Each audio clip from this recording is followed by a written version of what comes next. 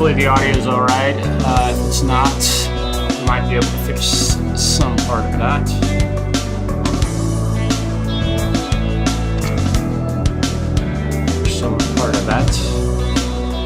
Okay, so what we're doing today, we're going to get right into it. What we're doing today is we are sharing a little bit about what, put this up here, should be able to move that, apparently, yeah. So what we're going to do today is look into some of the problems that have happened with the Tone Master Pro. If you own one, I hope that this might help you maybe understand a little bit about it. I use mine in live performances. I've shared this many times. I play in a real band. I don't just do stuff on YouTube or TikTok. So in the past, there have been some problems with the Tone Master Pro. And when I say problems, they're solvable problems, but they require extra steps. And so we're going to dive right into this. So here's my Pro control right here, and I'm using my, and I have my, my pedal board visible up in the top left corner, so that you can see that when I use my wah pedal, I'm actually using my wah pedal, and when I turn stuff on and off, so I'm using it as a foot pedal. It's not sitting on my bench pushing buttons on it. This is designed to be used as a foot pedal. So I'm going to demo it as such. Now, the big problem that I noticed with it was this right here. You'll notice in the screen up here, you will see that when I turn this digital stereo chorus on, the volume pedal comes on along with it. And the reason for that is I will show you right now. Let's get the volume pedal. So it's bypass. So I'm going to turn the chorus on. And so you'll hear a chorus effect, right? And it's in stereo. There's a bit of a panning going on, right? But I'm going to go ahead and bypass. Let me remove the ducker from my voice. You will hear a little bit of my guitar through the microphone here. It's not real close to me, so we'll get that taken care of. So here's my Pro control again. So I'm going to strum this chord, and if I bypass the volume, right? So the chorus pedal is on, and so here's what it sounds like. And in fact, I think the best way for me to do this is to just remove this volume pedal, and I have it set at 97%. So I'm cutting the volume by 3%. It doesn't give me a dB meter. Falco, hey man, I might need your help if you're here. I'll hit you up, but I'm hoping my guitar is loud enough that I can play along with backing tracks now. I made some changes with our NDI routing, but this is going to be about the Tone Master Pro. So I'm going to take this volume pedal and I'm just going to simply remove it, okay? So now we've got the chorus pedal on, and I'm going to turn the chorus pedal off.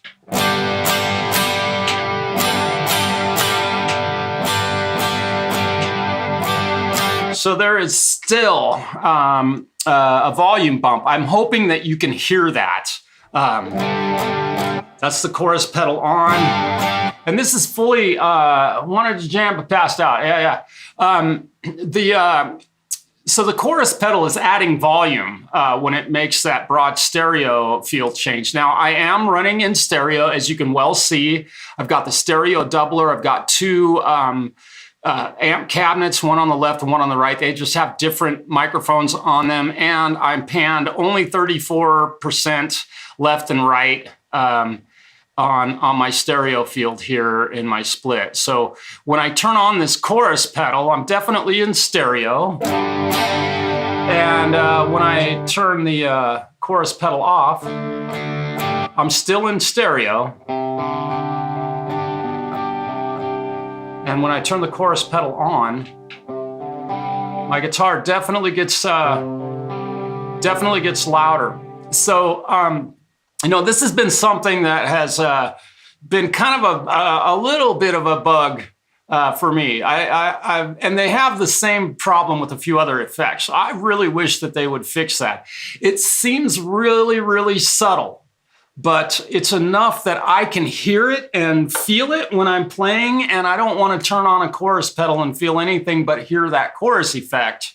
And certainly I don't want to hear my signal get louder. That just is not appropriate. So what I've done, they released a new chorus pedal. So they released a stereo analog. If a pedal is truly spreading a duplicate of the signal, the overall level will bump up by at least 3 dB. That's not true. And it shouldn't happen in this. It should be balanced. But this is I've used chorus pedals for my entire playing career. I've had a chorus pedal on my board. I'm not gonna argue that fact. I know there might be some variables, but what I'm hoping is that this old analog pedal. So I have a chorus pedal. You can see me stepping on the chorus pedal, the digital chorus pedal, and it turns on and off. So I put the analog chorus pedal, and I just used it stock. And it still gets too loud. So both of those pedals do, if you're using it like I am in the signal chain, both of those pedals do require a volume change behind them to keep your volume at the same volume. But one other thing is that I also have this stereo doubler here in my signal chain. So the stereo chorus is on, now it's off, and I've got the doubler. So what I'm gonna do is I'm gonna move these pedals. Let's see, how do I wanna do this? And again, I'm just winging it right here. I'm gonna put them, both of them, just behind my doubler, right?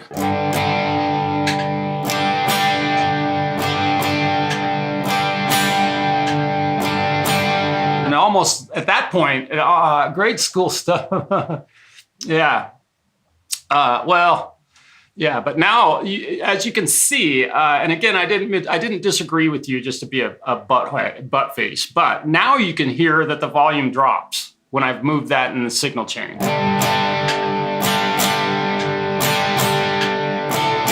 And it kills the stereo field. Which this is supposed to be a stereo chorus, analog stereo. Maybe I put this on set it to 2. Is that? Yeah. So it's killing the volume at that point. So that one is. So there's another problem with it. Again, these are things that they're pretty minimal, and they can be solved with a volume pedal. In the device or plugin, there isn't. Yeah. Most actual pedals compensate. Mini sims, yeah, you might be correct in that, but now we're seeing the polar opposite thing happen when I move it in the signal chain. So let's see if the stereo chorus does the same thing. This is the chorus off. And it gets louder.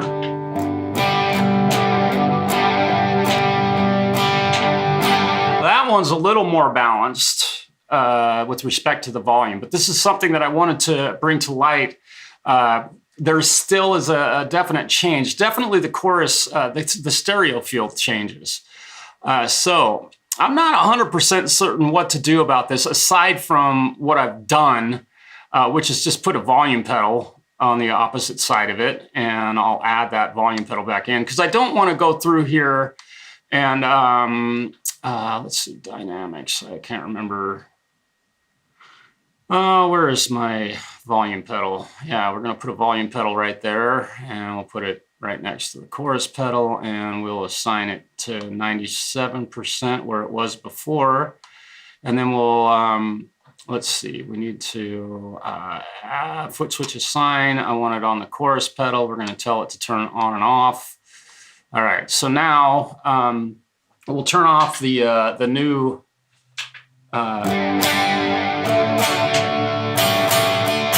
and that did not, let me make sure, we want to bypass that. Okay, so let's make sure our foot switch assign, chorus, oh, I failed to save that, on off. We'll select our volume pedal, we'll confirm that, and it's blue. Okay, so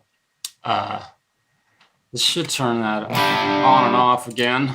And again, we're just, I just want to see if,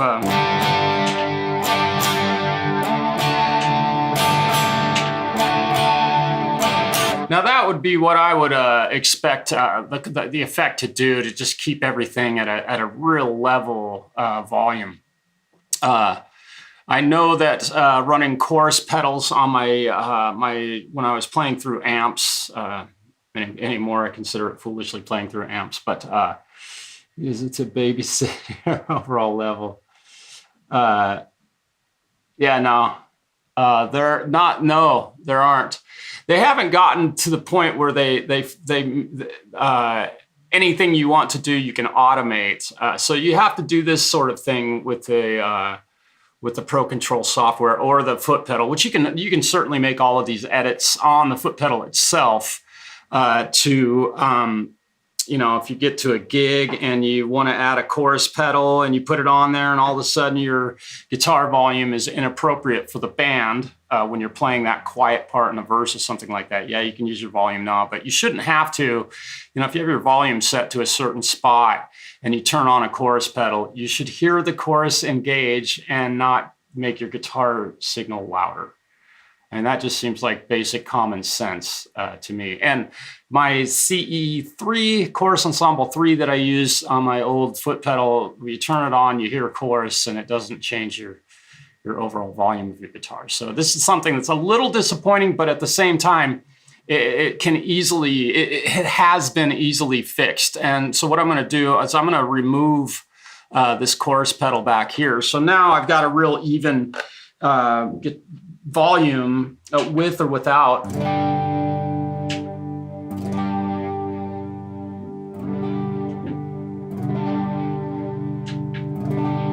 And so the volume stays, yeah, I agree, but you know, I'm kind of trying to treat this thing like an actual pedal board, so I get that. But yeah, dude, you're hearing it yourself. If I bypass that volume pedal, we'll do it again, just so now we have them. You know, I'd have to. Well, you can hear it.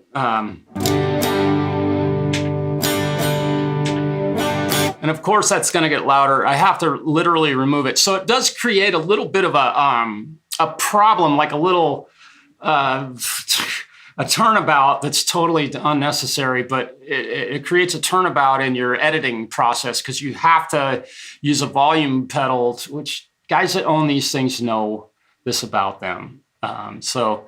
And you know, it may not bother everyone as much as it bothers me, but you know, I can deal with it. So the same is true for the flanger effect. And let me go back here now. I added that other chorus pedal, and now I've removed it. And again, I want you to know that this is not my main rig. I'm editing a patch that I've designed. My main rig is number 97 because it starts over on the bottom left, and I can go through all 8 different songs through on my pedal board. So if I go if I go to my foot switch mode, which is this is the channel mode. Now I'm in channel 128, right? And I know my voice gets a little weird when I'm down here. I don't have a microphone set up right here, but then I go back to my pedal board mode. And now this pedal is doing nothing because I don't have my flanger hooked up to it. So let's reassign this to our flanger, and we'll make it on and off, and we're gonna make it purple because I can tell right now, and then we're going to add another one on and off, and we're going to tell it to turn on and off that volume pedal. And so now, let me see, we're going to custom label. We're going to call it flanger, okay, instead of multi. That way, if somebody wants to use my pedal board, they'll be able to see what they're turning on and off. So somebody from the audience at an open jam could come up and play my guitar rig and use it. So that's how I have mine labeled. And let me get this out of the way a little bit so you can see the full functionality of the pedal board, right? So that's how I have mine set up. And we'll turn off the chorus, and we'll turn on the flanger on.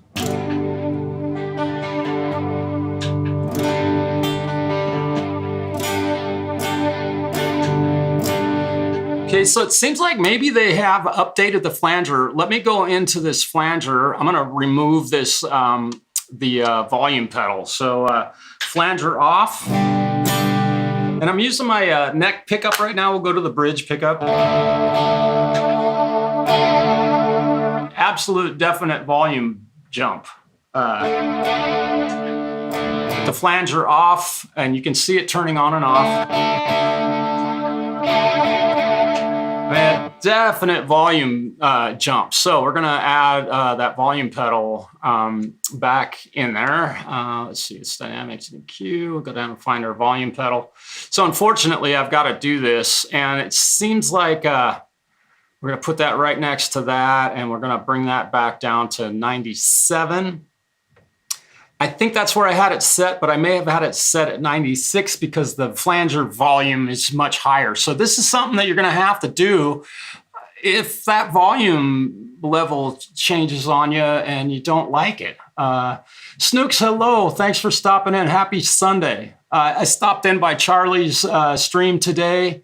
It's good to see you. Joe, dude, it's great to see you. Thanks for being with me again today. I appreciate you stopping in. Be sure to hit the thumbs up if you like what you're watching. You feel like you might be maybe learning something. I sure appreciate that.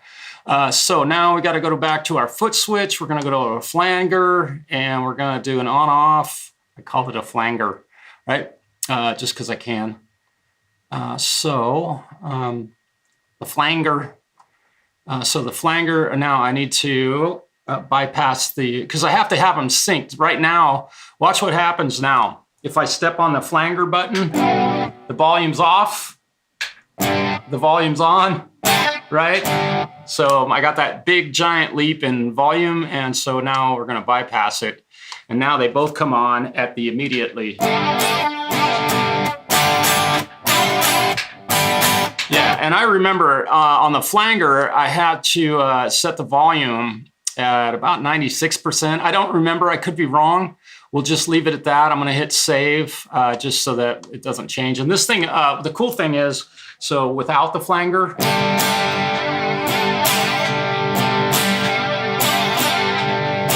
still pretty decent volume jump. So we're gonna go back here and set that down around 93% just to try it. Okay, so now with the flanger off,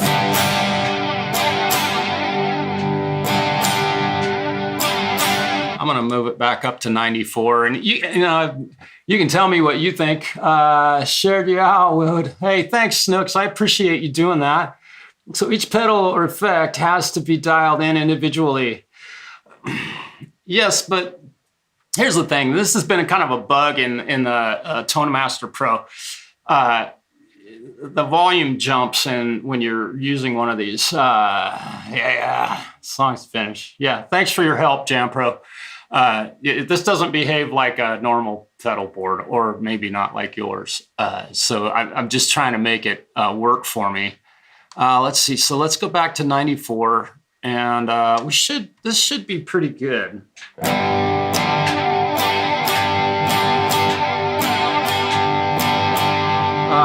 Now I'm just playing one chord.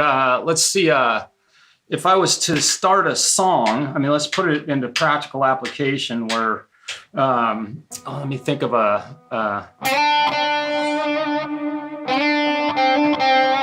let me see, what is,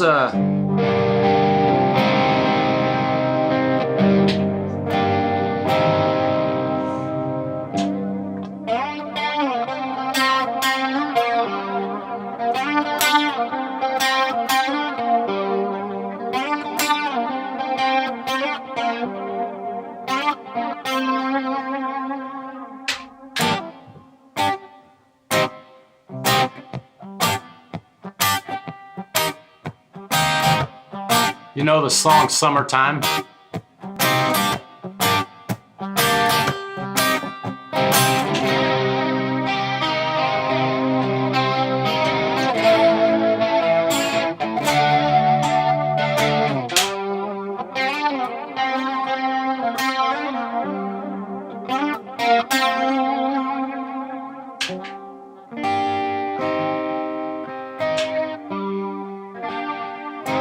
Yeah, boy, that's a tough one.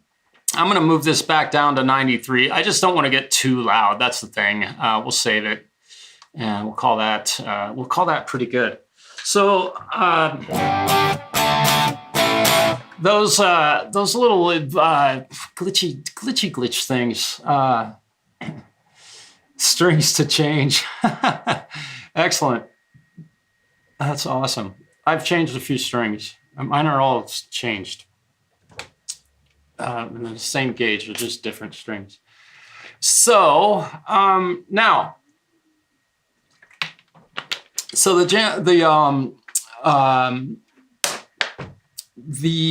Tone Master Pro at this point doing pretty good. I'm real happy with it. I love the doubler effect, and I really love the new Aura delay. However, okay, so this is my again, this is a kind of an editable version of my normal guitar sound. So this is my stock sound. So I'm going to go back down to my main rig. Sounds identical. And when I turn the chorus effect on, and when I turn the flanger on,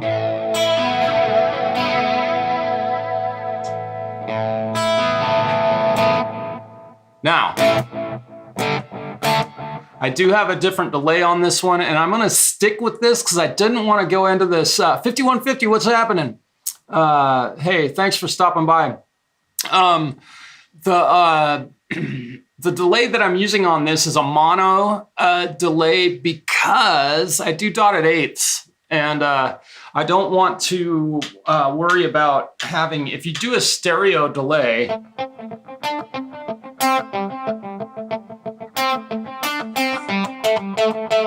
right, the old U2 thing. Now, something I want to do real quick is just kind of show you this.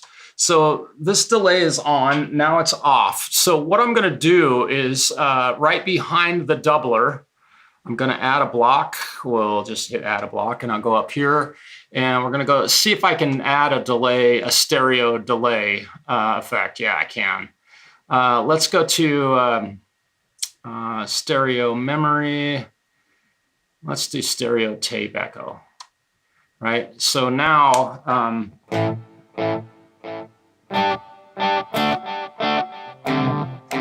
right, okay, so if we set this tap division, we're gonna go dotted eighth on the left, and if we go dotted eighth on the right, it should be the same.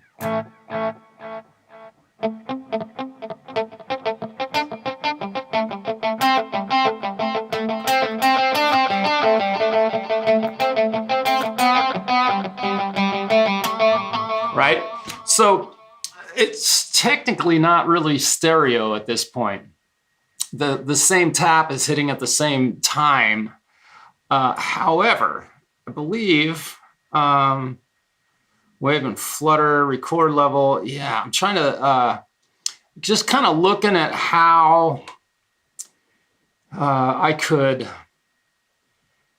could change that to create a little bit of a different field on both the left and the right by using that tape echo. So there's really not much point in for me using the stereo echo. And what I'm gonna do right now is I'm gonna set my foot controller up to turn one on and one off. So I've got this echo tank. I'm gonna add this to an on off, and I'm gonna tell it to turn the tape echo on and off. And we'll get back to my pedal board. So now the tape echo is on, and let's put this in front of the doubler, just so that let's hear what happens here, because it's a stereo doubler. So I'm not 100% certain how it actually affects the stereo field. So having done that, what I'm going to do is I'm going to set this to quarter. So my taps, this should sound right. Okay, so that definitely gives me a stereo, right? Dotted eighths on one side and quarter notes on the other. Now if I switch this, so it's just straight dotted eighth.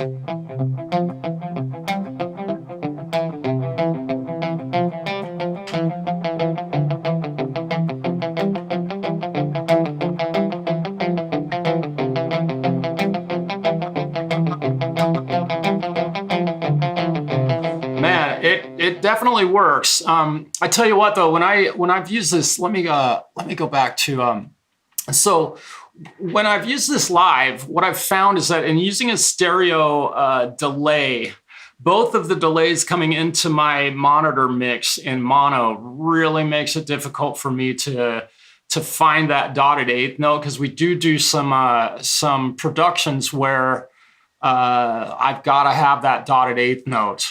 So I went to using not a stereo. I don't use a stereo echo. Now I could use the stereo tape echo and make it dotted eighths on both sides. And I do use a stereo echo in places where I don't have to necessarily worry about the dotted eighths being extremely easy to find. You know, you tap quarter notes in and you start hitting quarter notes on your guitar or whatever instrument you're using to play it through, and you'll get dotted eighths. So just having done that, I'm going to remove this effect, because this is my main guitar rig and I don't want to change that at all.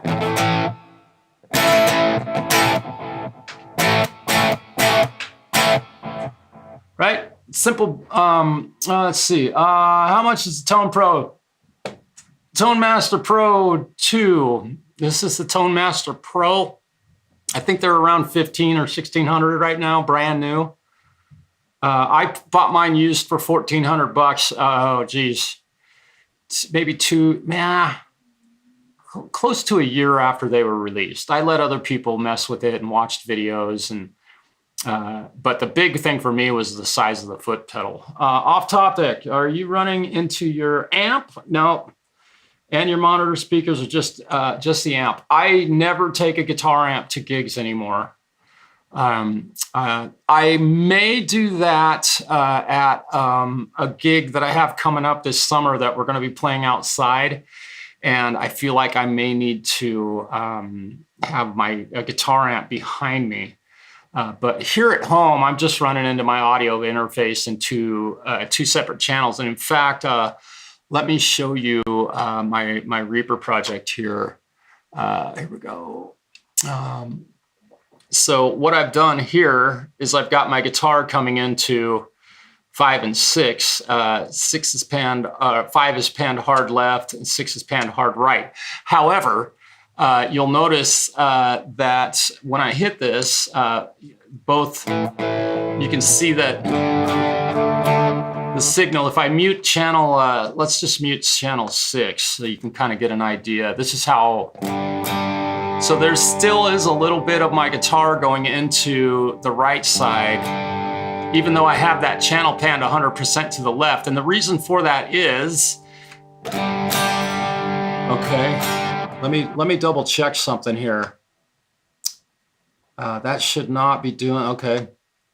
What's going on here? I need to check my TMP, and it's good that I'm glad that you asked that question, because I may be experiencing something where I did something a little different here. I've got those panned hard left and right, and this is pan 34B.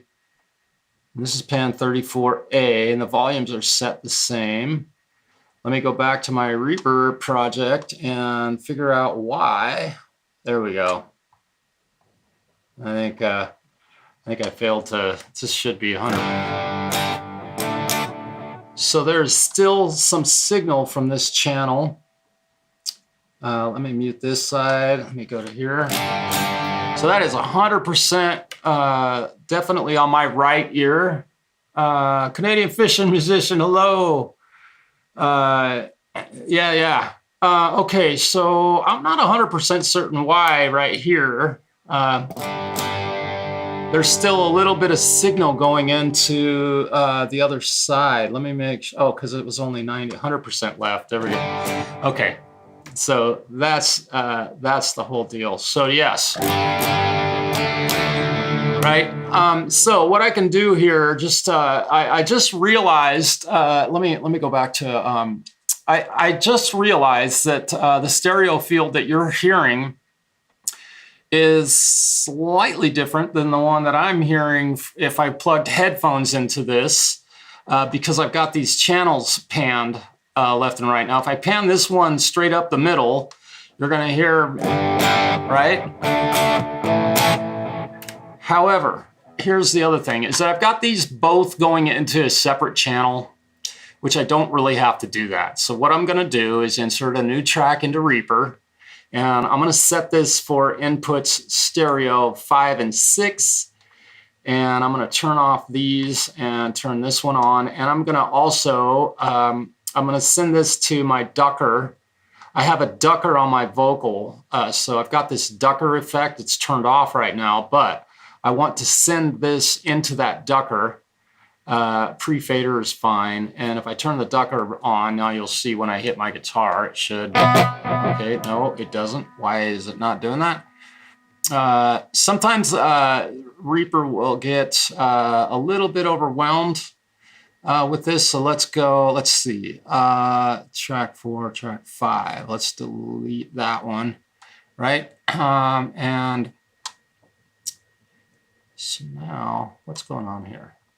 So track 4, again, and I'm just kind of, okay, so the ducker, let's change this to main inputs. Okay, so now I'm ducking my own voice. Let's go to auxiliary inputs. And so this guitar channel is not, oh, well, hell. Let's, wait, yeah, it should be channel 4. We're going to unarm that. So that is not ducking. I don't know why. I should be able to drop this on. There it goes. So now that ducks the guitar out of my vocal mic so you don't hear my pick. That's all that is. Forgive me for that. Independent Men United. Hey, I think I figured out my guitar sound problem. And let me share this with you real quick, because I've covered this stuff in the Tone Master Pro. I wanted to get that out of the way.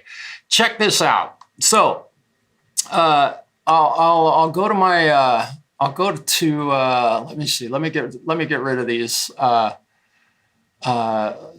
screens here. So here's my Reaper project, and the way I send audio to Restream or StreamYard or any of these is using the NDI output VST. I put it the last in the Signal chain here so that this sends audio to Restream, right? And as of yesterday, I had this output. It's got this audio level option that I had adjusted recently because for one reason or another, I had it set at 6 dB.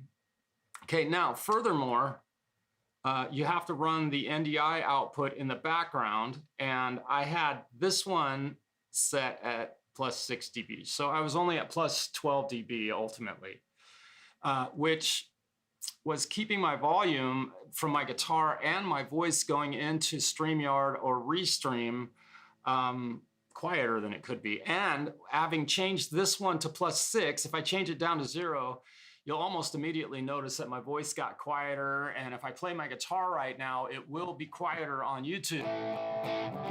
Does not change the volume in my headphones at all, I am not hearing NDI. So there's no way for me to monitor what this is doing without going and watching YouTube, right?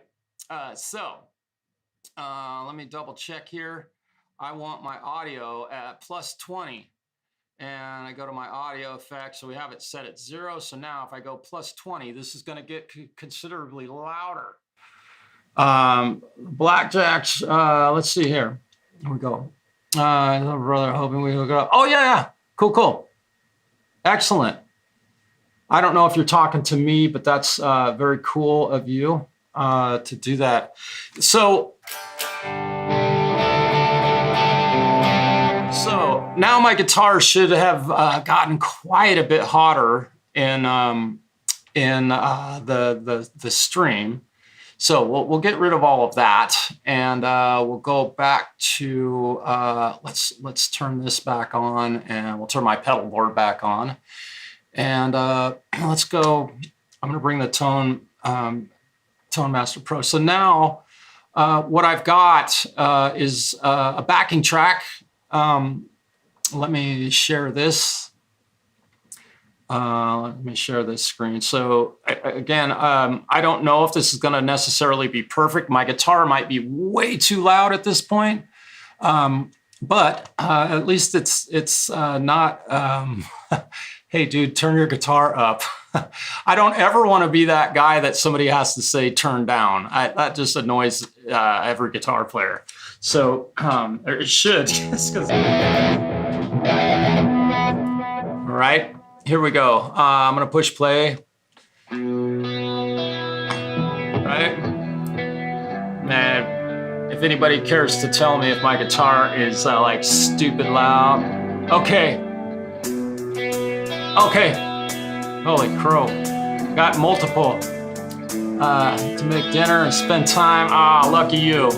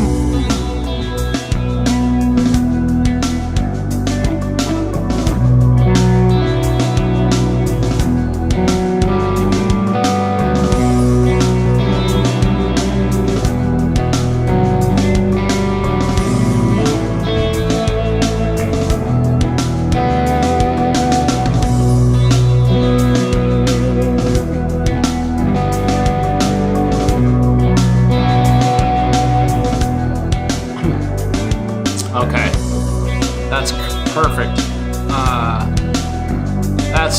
That's what I wanted to hear. Louder than the backing track, but not drowning it out. Yeah. So unfortunately, in order to mix this, and this is all of the work that we put into doing Jamland. Rich, have a good night. Blackjack. Okay. I have a few YouTube channels also. It's pretty easy to make multiple YouTube channels. I mean, in fact, I think you could give yourself 1,000 subs just by creating 1,000 YouTube identities and just subscribing to your channel 1,000 times. So I know that has been done. So there's some channels out there with a lot of subscribers that aren't actually real. Kind of funny how that happens. So I think that I've kind of covered the two things that I was really after today, and that is if they had fixed the volume differences using a chorus pedal or a flanger, and they're dramatic. They're very sadly dramatic. It's way too much. So I wish that they would, TMP, if you're listening or watching, let's try and balance the volumes of these so that when you add them, you don't have to put a volume pedal next to them. And the other thing is that not that this causes a whole lot of trouble. Let me, gosh, okay. Forgive me, I forgot to stop sharing that channel. There's so much going on. Let me see, get rid of that. Sorry, I've had all that stuff going. So, you know, not that it makes much of a difference if when I step on that, these two pedals turn on, but I'm wasting processing power on this. And when I turn on my chorus pedal, if I have them both going, I'm wasting processing power on this for a problem that is easily solvable, I think, by doing a firmware update, which you've done by adding the doubler and making the delay times go down to 1 millisecond and adding all of the glorious, don't buy bots. Yeah. All you got to do is create a new YouTube channel. And I don't know how many you can do. You know, if you took the time to make 1,000 of them, you could do that. Yeah, don't buy bots. I am very well aware of some people who have done that. It's funny. You look at the channel, like one day they've got, you know, 200 subs. And the next they have like 3,000. I don't know about that. Even if it was a lady who was wearing a little tank top and flopping around and stuff, I don't know if she'd get that many overnight. So there's a YouTube a conundrum. It's interesting. So hopefully this may have helped somebody, those of you who might be interested in the Tone Master Pro, kind of see some of the things that I've discovered over time that have made it. You got to do a little extra to stay even. And I don't know. It's unfortunate that we have to do that, but at the same time, I'm sure, yeah, people do pay a lot of money to get 10,000 subscribers, but they're willing to do it. And believe me, I know people who have done it. They've definitely confided in me. So I think I'm just going to play a little bit and see how this thing's working. In fact, I think, what do I want to do here? I've got a boost function on here that I'm really not using very often. So I think what I'm going to do, I want to add an effect. Let's add a block here. I want to add a stereo delay, and we'll go back to let's try the stereo space delay. This thing has a lot of crap on it. Tap subdivision. Let's do dotted eights on the left, and head 2, head 3 pan. So 2 is up the middle. Let's see what's happening with this thing.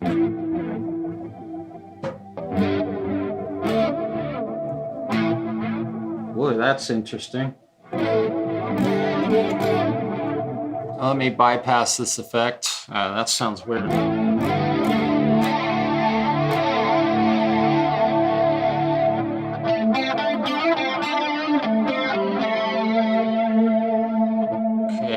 Mix, it's a lot of delay. Let's go back into this. Chord level feedback, let's turn the feedback down.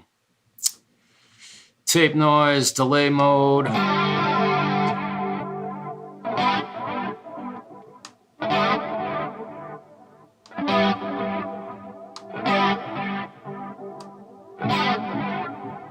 Okay, wow, interesting. 1 and 3, there we go. Not a fan of that one. That's a little too complicated for my taste. Let's replace this. We'll do the, let's bring the glooper in. No. Let's bring the, we'll go down here. There's a new effect, granular arpeggiator, right? And I'm gonna go ahead and turn my delay off. And so this thing is an interesting effect. And it's almost like a synth. Let me get here so you can see what I'm doing. All right, sounds a trip.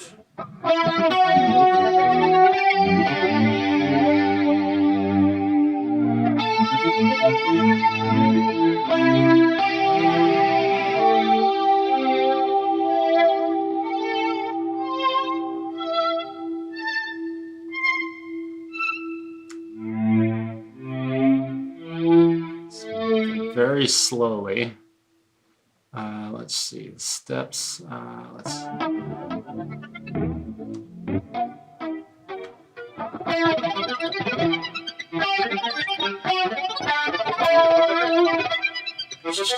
Let me see if I can.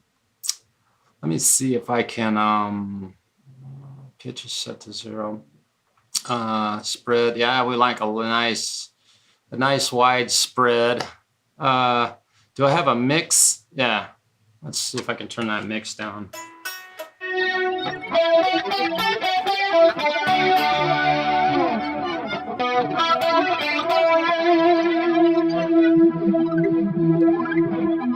I gotta try it. This is every note that I hit, it will mimic a minor scale. So this is not, what do we want to say? This is not a modal thing because I can't tell it what key I'm in. So I can't tell it to play a solo in, you know, B Aeolian or anything like that. But we'll try this. Let's try a different backing track. We'll see what this one is. This is elevated jam tracks. This is an A minor, right? Typical. This could be interesting.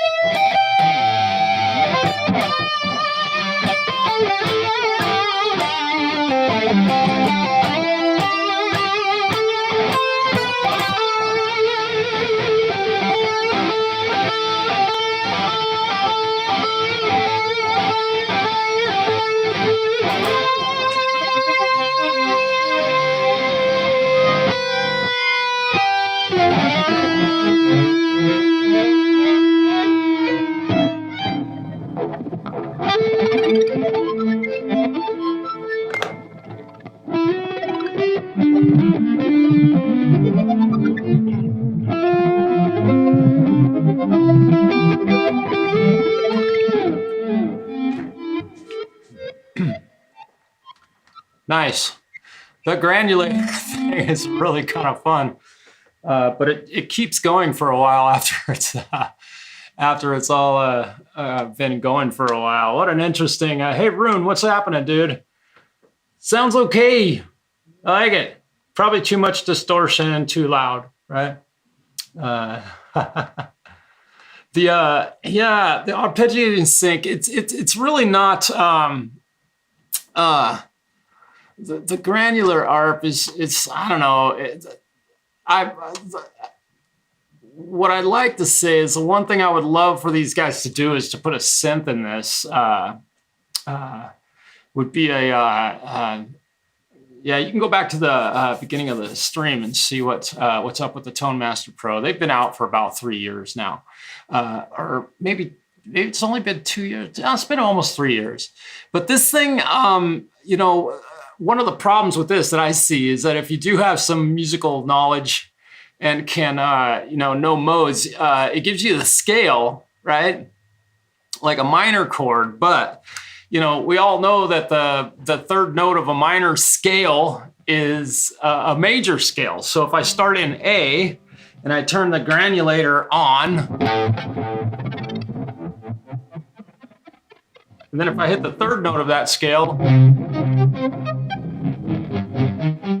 it's minor again. So it's not modally correct. So it would be cool. What would be cool is they give you the range and all this stuff in this effect, but they don't give you the ability to, I don't know, this layers. Yeah, it gives you this multitude of layers, speed, and then the pitch. Of course, you can, you know, if I bring it down like 3 steps, the granulator.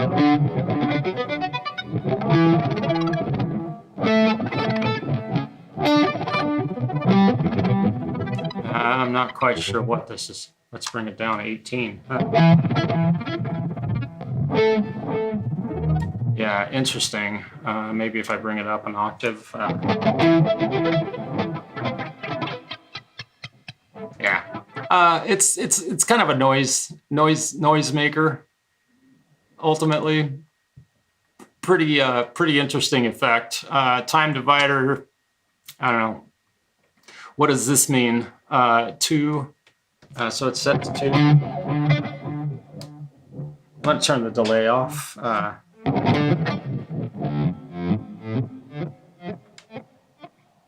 So if we go to 2.25. Okay, so it's a little bit shorter. We go to 3. Interesting.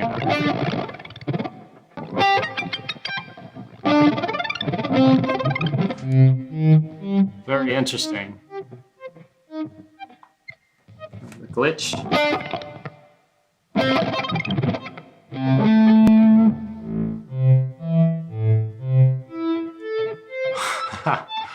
So as you can see, it's fairly random with this.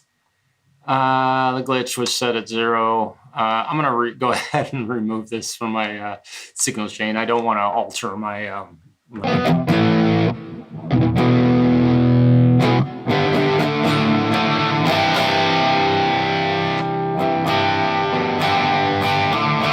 So let's see. Let's go to another backing track. We've got some blues players.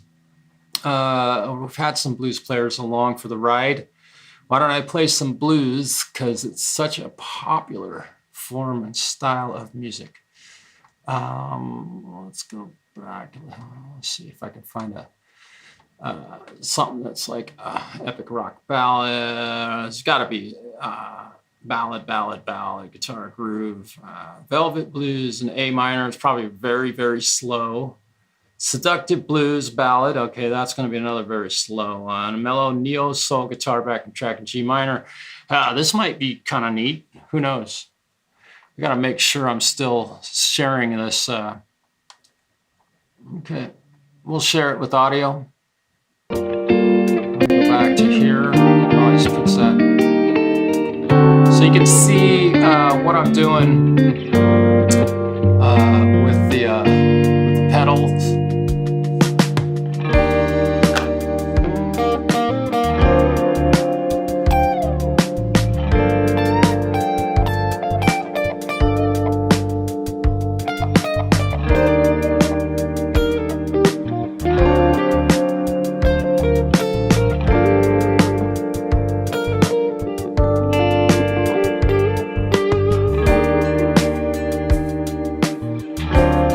Give it a little bit more overdrive.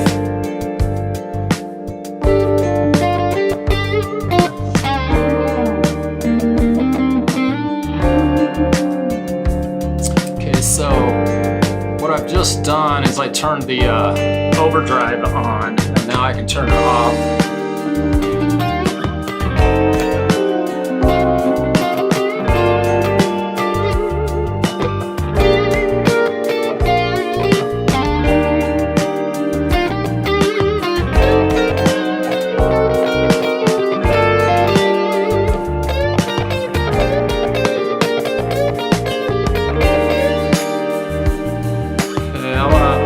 This boost pedal. I want to be able to turn the boost pedal on and off.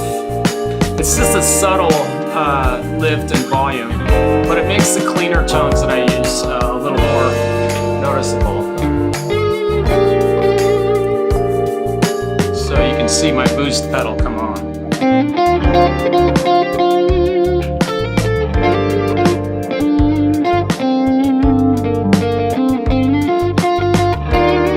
Now this is the sustainer pedal is something I really love. It's a really nice. And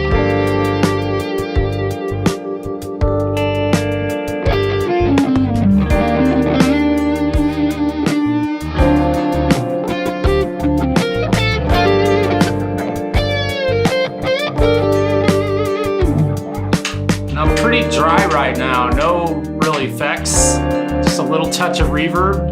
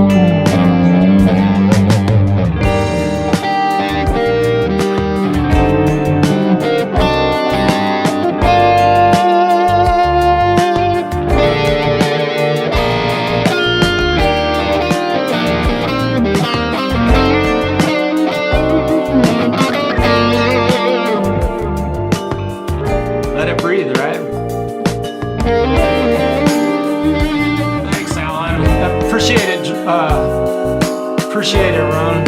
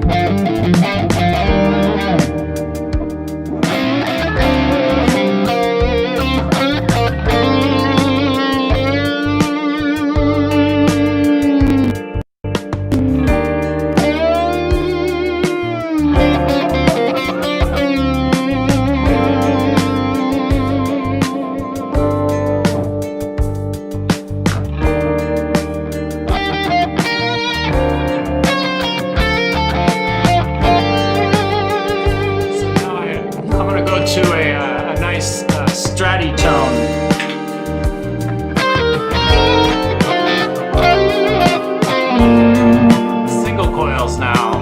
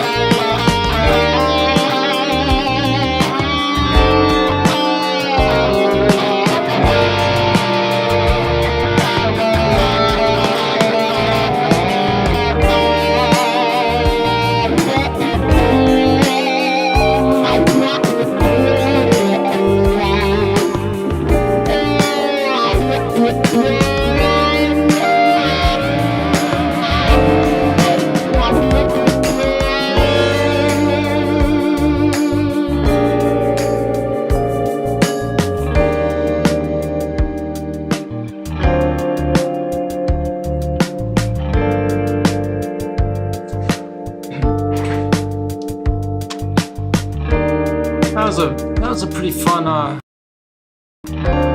jam. Pretty cool. Hopefully that just shut the sound from that off. We'll let it run. And the other thing is that we can do this together live, close to flute. Yeah, I'll take that as a compliment. It's amazing how much the instrument of the guitar sound like a flute. One thing I do know is that the proximity that I have in here to lights and such, when I go to my single coil pickups, and there's definitely some noise. And if I use my humbucker, it's pretty quiet. But the moment, and that has to do with the proximity melody out. Oh, like, I'm glad. Hopefully, hopefully everybody's pretty mellow. But here's the other thing: is that we can do this together if you can get your audio into StreamYard or Restream, just like other channels can do karaoke and have people come on and do karaoke, and they can even share songs. You can play. Two guitarists can trade fourths ultimately. So I'd play a little bit, and you would play a little bit, and then I'd play a little bit. And again, the challenge is getting guys to come on, players, and it doesn't matter what instrument you play. You can play a flute for all that matters, as long as you can get that audio into Restream or StreamYard at a decent volume. And I think I've solved mine. It seems like I'm not hearing, turn your guitar up. And I do know what the problem with that was. And I can still get louder. So if I'm not...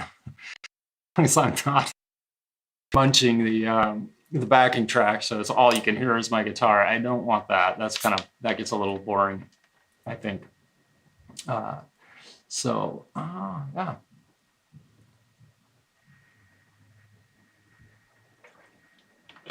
And I want to say again, thank you to everybody who's joined me. Feel free to hit the thumbs up if you like what you're seeing. I've gotten a lot of responses from the let me know if the audio needs adjustment. So we're gonna hide that. So now you can see the whole screen. I keep my place pretty tidy. It is a bachelor pad. Believe me, it ain't being shared with anybody. Right? So another thing that I kind of wanted to do with this today was to try some acoustic guitar playing using the Tone Master Pro. They do have some acoustic guitar amps, simulators. If you consider the Acoustasonic to be an amp that would work for an acoustic guitar. So I have my main guitar patch set up here. I'm going to go to that. So here's my main rig. So what I'm going to do is I'm just going to take this main rig, and I have two amps. I've got a clean amp that's on right now, and now it's the distorted amp, right? I can step on one button and switch between them. Ultimately, I'm changing channels on an amp. It's like having an old Fender, right? One clean channel, dirty channel. And usually they have a reverb on and off, which I have that also. But speaking very quickly here, so what I'm going to do is take this main rig, and I'm going to let me do this. Let me get me and my pedal board off the screen so you can see the whole. So what I'm going to do, this is how I do things. I go save, and I'm going to go down here to an unused preset.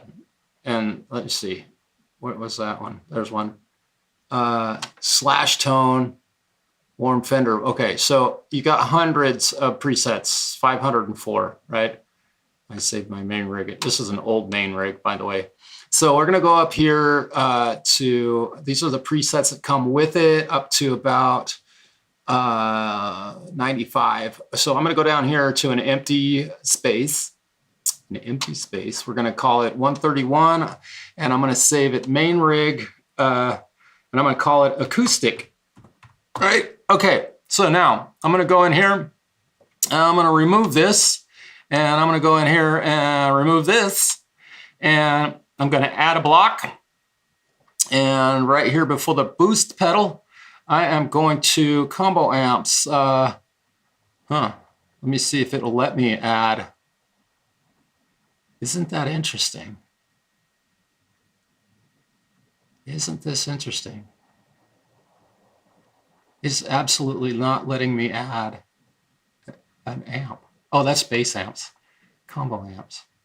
Yeah, look at this. Okay, so here I have a patch set up here with no amplifier in it, and well, I think I should be able to go right here, half stacks.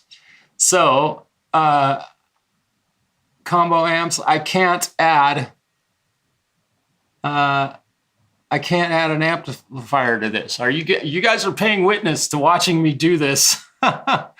Watching me do this, I cannot add an amplifier to my current signal chain. I just removed two amplifiers, and I can't half stack space amp. What about amp heads? Okay, so it'll let me add, oh, that's why. Okay, seems like there was an Acoustasonic in here.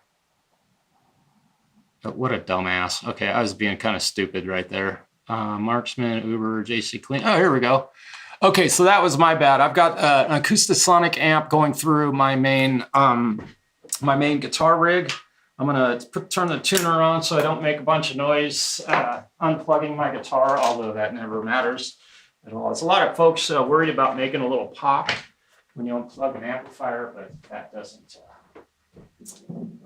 make a bit of difference. So now this Acoustasonic head is actually going through 2 412 cabinets. It's going through my whole guitar rig. So let's just okay, now I know my acoustic guitar is going to be coming through the microphone, and we'll make that stop.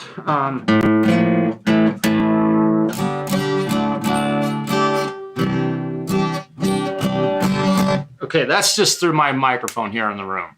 So I know it sounds terrible. So what I'm going to do is go to these what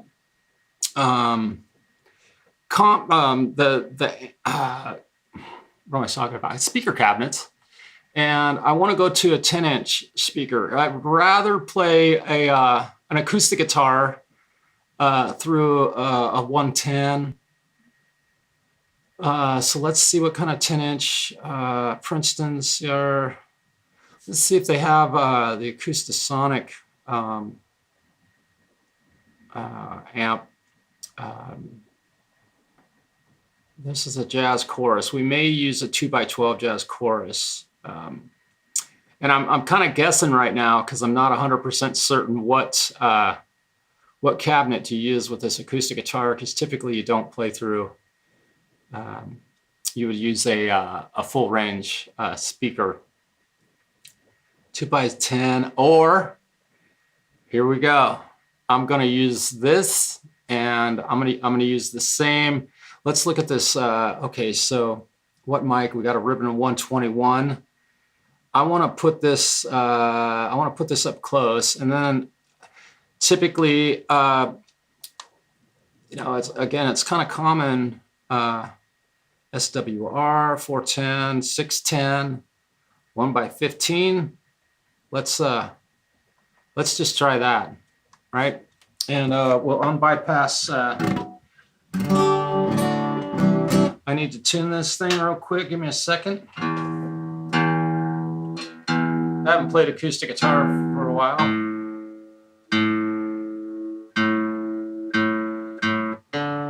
Acting kind of weird here. I may have a dead battery. No, I don't.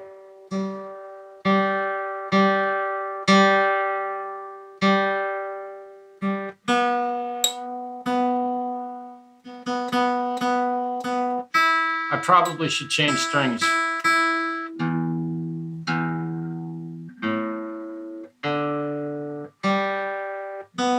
Now, also,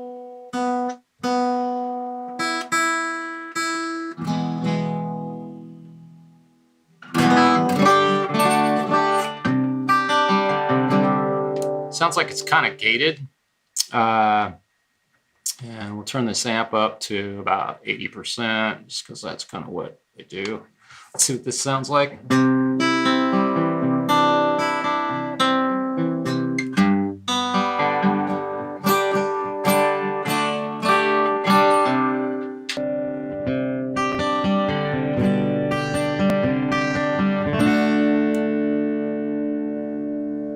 Pretty bassy. Let's string dynamics. Let's make that dynamic frequency. I don't know. Let's try.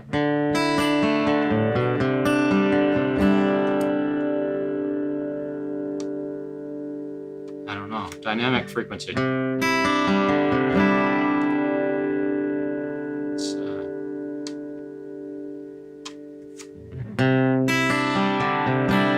That sounds pretty nice. So the string dynamics is definitely a bit of a compressor on this, and I haven't used this amp very much using the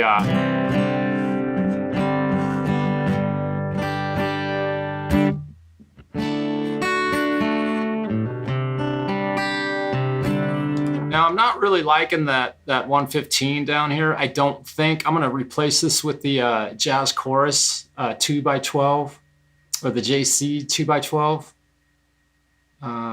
Let's see, 2x12, where's the JC? Where is it? Here it is. Let's go here. So we've got a JC down here, and we're gonna change this to, let's use a condenser mic, and we'll go, let's just see how that.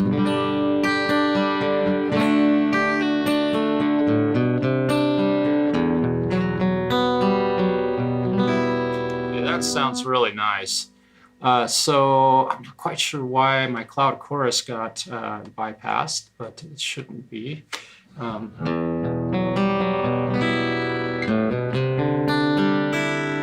121, 87 together, yeah.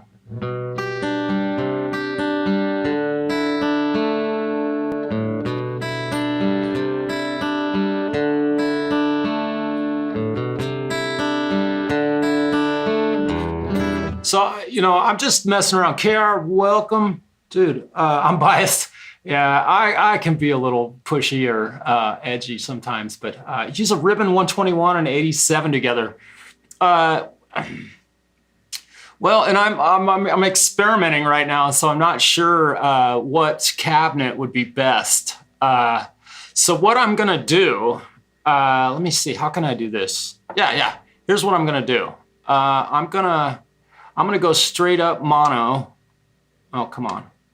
We'll met it pan 0 on A, and we'll pan 0 on B. So what I'm gonna do is just try out a couple of speaker cabinets. We'll go to the back side of this. We'll just pan this at 0, pan this at 0. So I should have, aside from my reverb being in stereo, now, I'm going to, let's remove this, let's remove the Jazz Chorus speaker cabinet, and I'm gonna put this right here. So we should be mono. I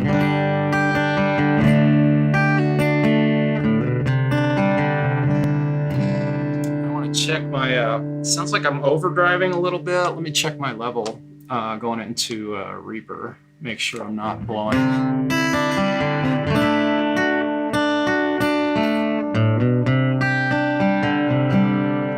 Okay, that's looking pretty good. It's actually kind of quiet going into Reaper. So we're gonna grab this amp, and let's do we have? Oh, we just have a gain control. Okay, let's see what happens if we.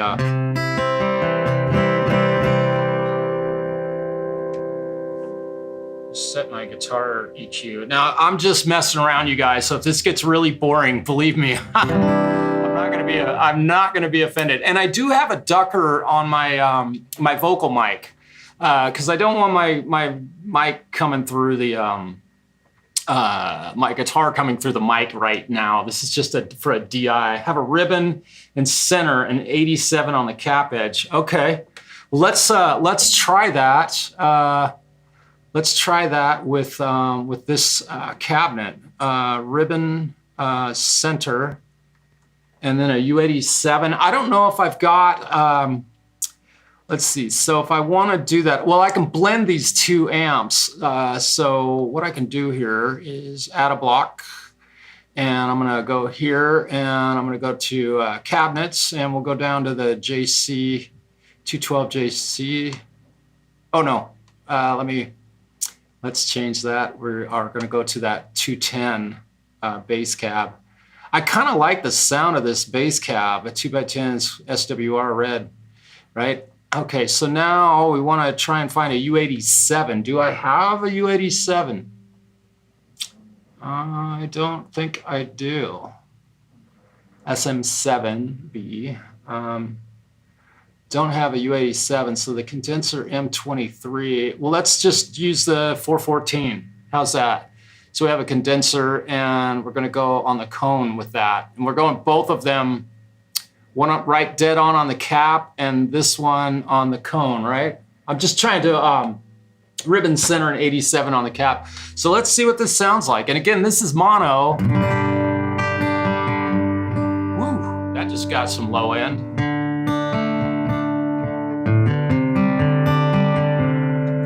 Go to this cabinet. Let's bypass it.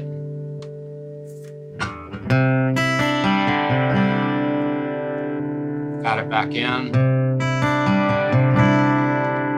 Yeah. I don't know if that's necessarily the right, let's go to this cabinet again, and let's I do like that. The low cut, I want this up around, on my guitar, I want it around 100. On the high cut, 10K, that's pretty good. Most people can't hear above that. I want a brighter sound though. Let's try a 57 at the cap. Yeah, that's what I'm talking about.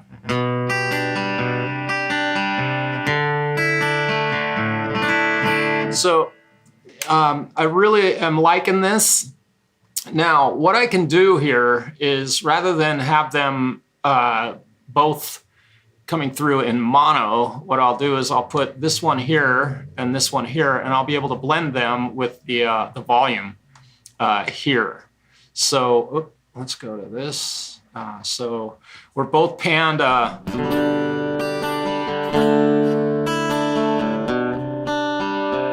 Now, the only stereo-ness that's coming this is from this doubler pedal, and I'm gonna go ahead and bypass that. So now we should be totally mono aside. Man,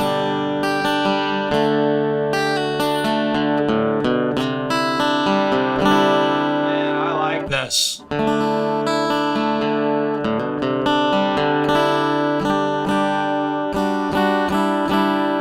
Yeah, I'm really digging that. And you know, if I add some, I'll just throw a chorus pedal on it.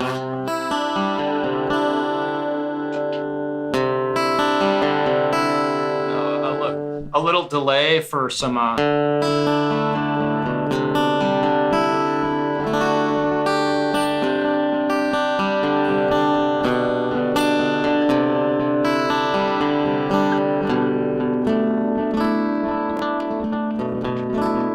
Yeah, a little too much delay. Now, I think I want to add a little bit of more, we'll mix some more chorus or more reverb into this. I don't like a real bright reverb, so I've got the tone kind of backed off a little bit, and I've got the high damping, low damping kind of, so let's bring the diffusion all the way up.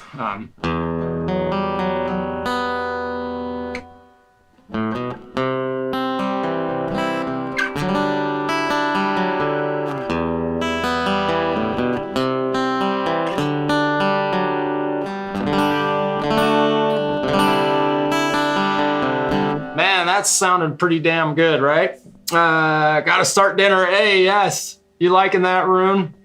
I appreciate you helping me with that.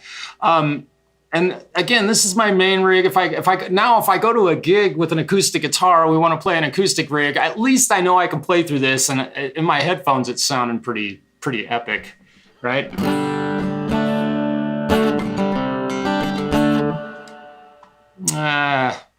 Not sure I really like this reverb. Let me replace this reverb with, let's just try the Celestial one. This is probably gonna be crazy.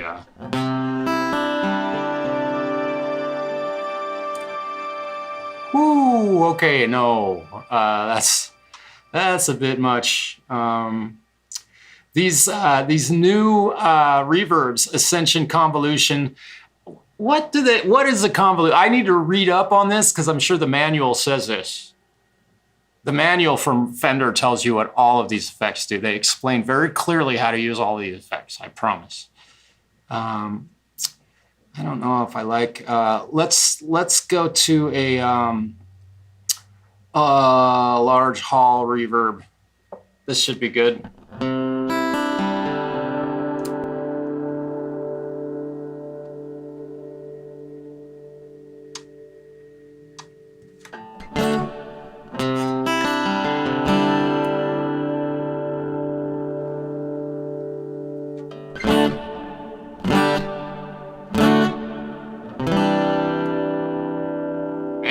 That's a long reverb. Holy smokes. Yeah, shimmer. I haven't been a big fan of the shimmer stuff. I'm not a big fan. So that's a large hall reverb. Let's replace that with a small hall. just because that's just a bit much.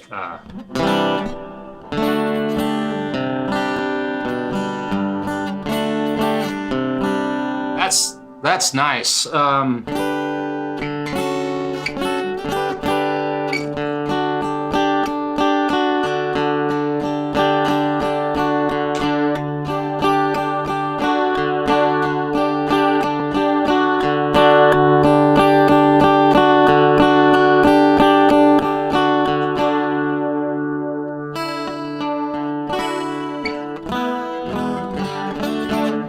Now, something else I'd like to do, I'm just kind of messing around, and that is probably with an acoustic guitar, I will not be using an overdrive pedal or a wah pedal. In fact, I never would. So I'm going to remove that, and I'm going to remove the wah, right? Okay. The sustainer is a little bit too hot, so let's get that.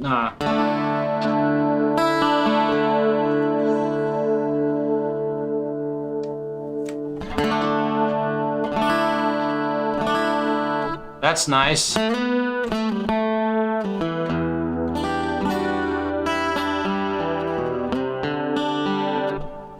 room, you like that room reverb?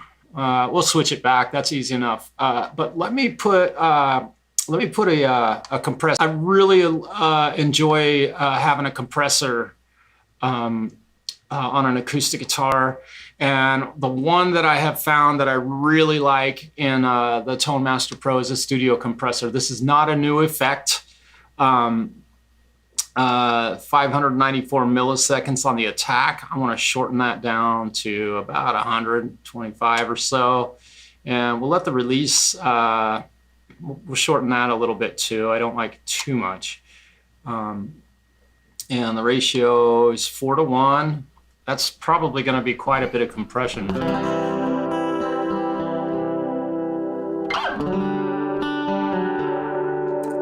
let's go to.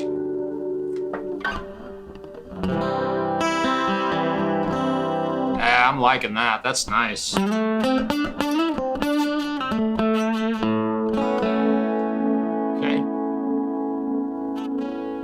It's not too. I think I want to bring the threshold back a little bit. Now, on this compressor, I'm not sure what threshold, if it's all the way up.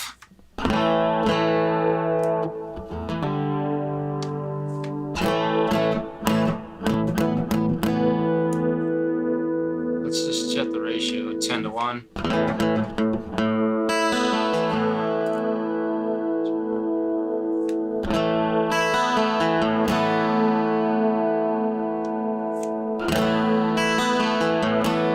Definitely, with the threshold down, we're going to set this ratio back to 2:1, and we're going to set that threshold at, like, I don't know. I'm liking the compressor though. You guys, I know you can't hear this. Yeah, and Rune, I'll get to that.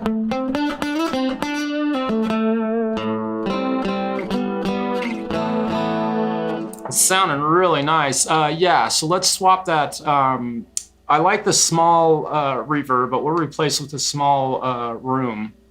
Here it is. So we go to this room, see what this one's like right out of the box.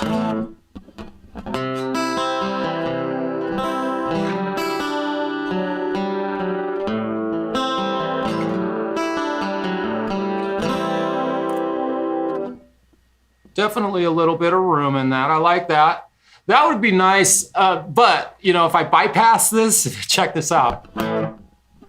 There's room coming into my microphone. You can hear it. The pedal is bypassed right now. If I unbypass it, it's kind of the same thing. Doesn't do much. So what I want for a reverb is just a little bit more decay than that, which I think I could probably, let me change the diffusion. If I make the room size a little bit bigger. I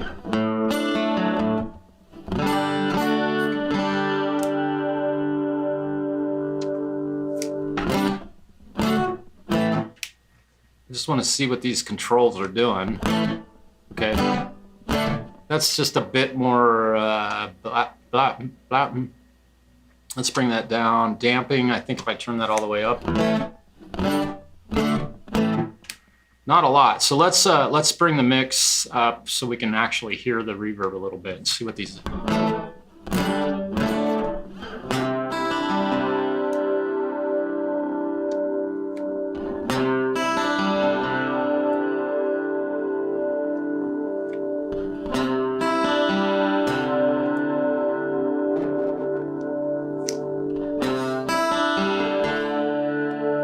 Now, I'm not sure what we got over here. High EQ and low EQ. Spillover on, that's usually, I don't know what disperse is. I'm not a big fan of room reverbs. I never have been. I don't know why, but it does sound nice, but I enjoy halls and plates. So let's try this small plate just to give it a shot here out of the box. I love that. Which most of the time,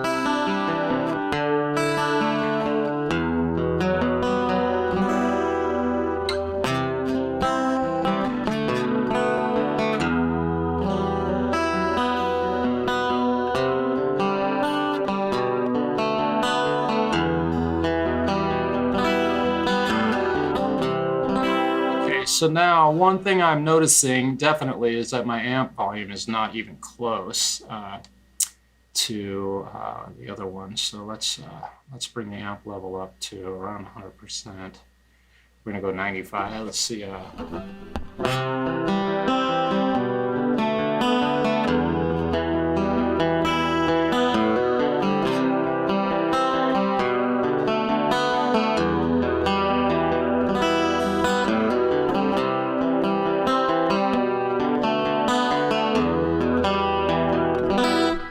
I'm really digging that. I like that sound. I could probably add a little bit of gain to the amp, but I don't really want. I want to turn the string dynamics down a little bit.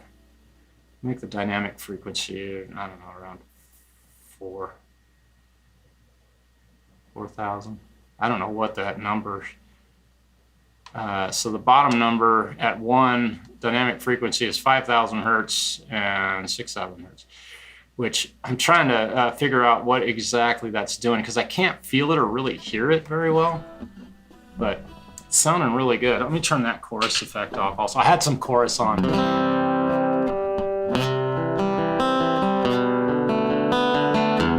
Okay, so the compressor is way too thick.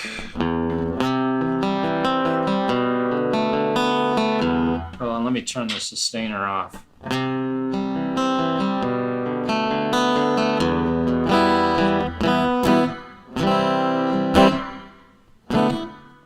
Not bad.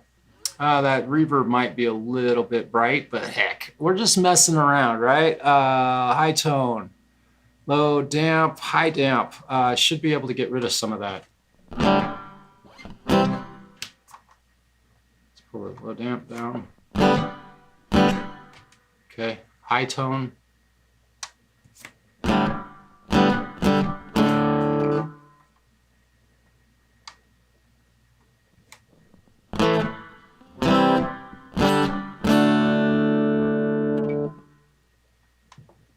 Low tone, balance. See, it just gives you numbers on the low tone, but interesting. There we go. Now it's not quite so, I don't know what the balance is. What is it, left and right or balance? There we go, balance. It's kind of like a mix, I guess. I don't know. Interesting. It's sometimes when you get pedals, what they name stuff and what they actually do is not really very accurate. So I'm going to bring the decay up. Let me see what this diffusion. I'm just messing around, you guys. This is just, you know.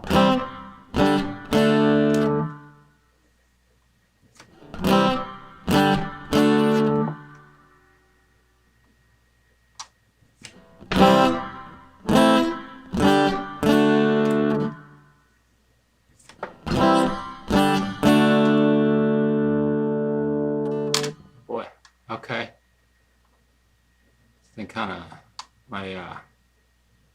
my computer's going, wait a minute, it's probably updating right now. Bring that down. High tone, 75%. Okay. What does this mean? Yeah, my computer is going, hey, man. Okay, so I'm really digging this this tone, though.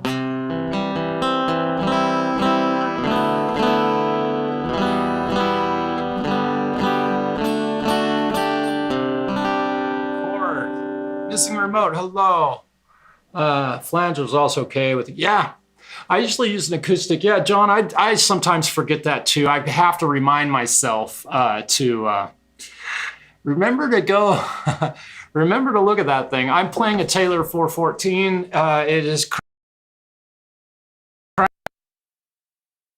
fretted, a ton of work to it. And interesting. There we go. So very cool. Might be a little bit wet on the reverb. So yeah, this thing, boy, my computer's just not, I'm gonna bring the decay down and the mix down just a little bit. Don't need much reverb on an acoustic guitar. So having done all that, let's find an acoustic backing track I can play a solo to.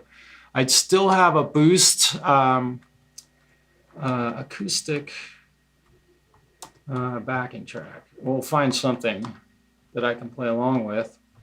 I do my best to not use like songs from bands because all of the backing tracks are soothing acoustic backing track. All the backing tracks are some song or another. Bittersweet acoustic backing track in G minor. Why not? No. A major. Acoustic blues in A major. Okay. I'm not sure I want to do a blues, but let's try it. Let's see. It's only 7 minutes long, so let me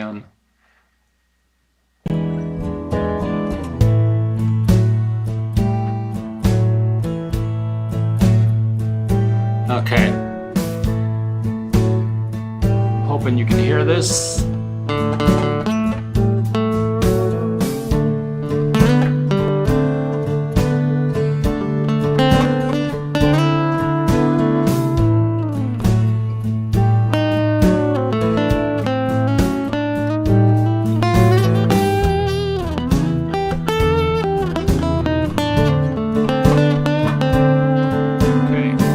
I can tell right now that I do not like the compressor at all.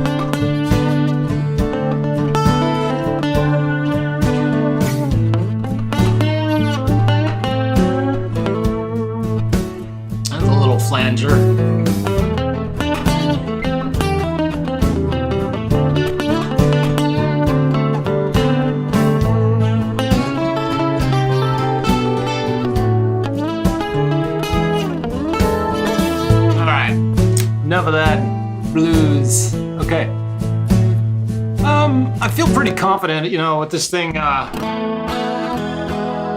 all that crap.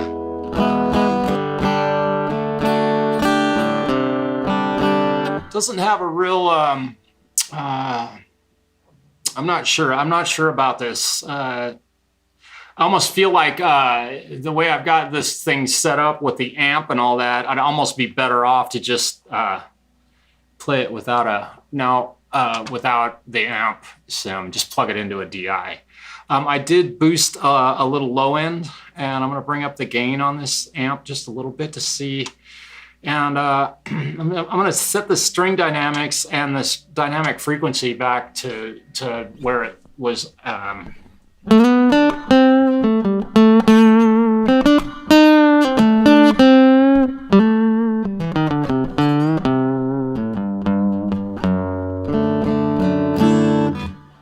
And adding a little bit of low end on that was kind of nice. Let me try boosting a little bit of mid frequency.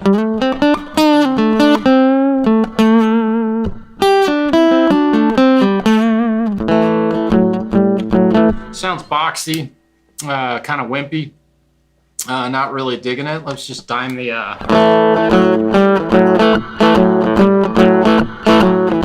It's kind of overdriven. I don't know. Not a real big fan of these this amp. So, having said that, it's all right. I'm not really digging it. But here's what another option is. So we're gonna go in here. I'm gonna replace this with a studio preamp. Okay, so just a straight up studio preamp. And let's see what this does.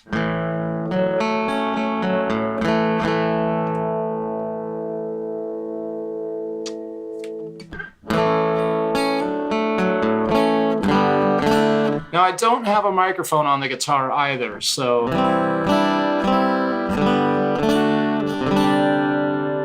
And to me, that already sounds better.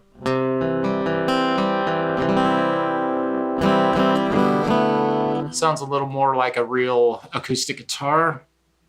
But let's go ahead and swap this out for the tube preamp. We'll switch to the tube preamp. See what this one does. I'm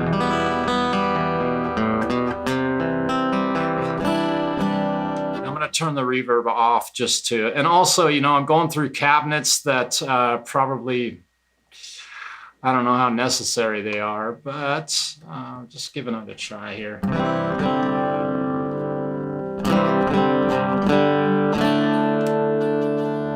I'm really digging this.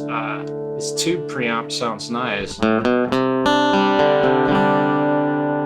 boy, that just got real.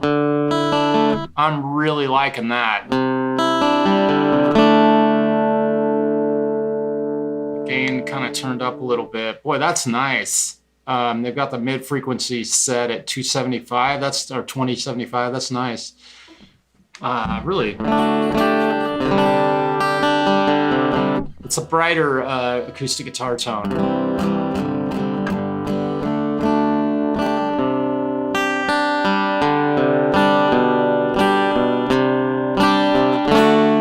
Okay. So I think, let me try something here. I want to see, maybe I can do this. I doubt my computer will do this, but I want to try. Let's go over here, and we're gonna go here, and I'll just make this work. So I've got my, let's see, I go to my profile, and I'm live. Look at that. I go to my live stream. I'm gonna mute this, I hope. Mute. It is muted. Okay. Cool. And TikTok live chat. I just joined my own live stream on TikTok. I'm just seeing what is happening over here. I have absolutely nobody watching it. So what I don't know is if I'm wasting my time streaming on TikTok simply because nobody watches it. It might take a minute for the algorithm, but I've been going here for live for an hour and a half and I haven't responded to anybody. So I don't know if anybody's, yeah, it doesn't look like anybody's watching it on TikTok. I have 777 coins and I'm liking my own TikTok. Stitch Live Creators, okay. Now I want to unmute this and see what this shit sounds like on TikTok. Unmute. Stay tuned for my live.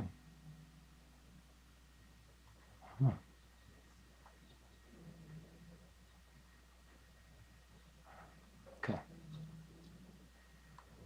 Yeah, it does work. But I just had to go do that. Let's mute that. Okay, so I like my own live, but absolutely zero views on TikTok. But I have such a dinky little TikTok channel.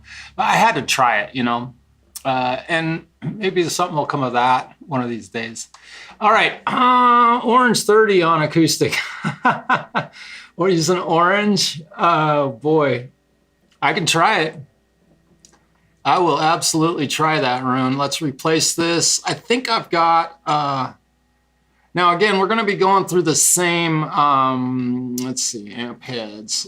Where's an Orange? Let's see, I've got the RV53. Let me go back, making some noise, sorry about that.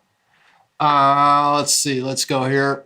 So I've got the Orange RV53. Oh boy, this is going to be heavy, probably.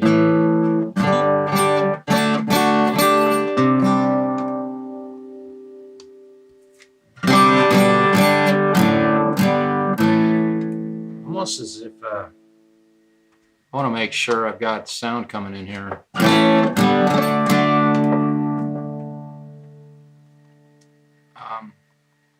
So I have no audio.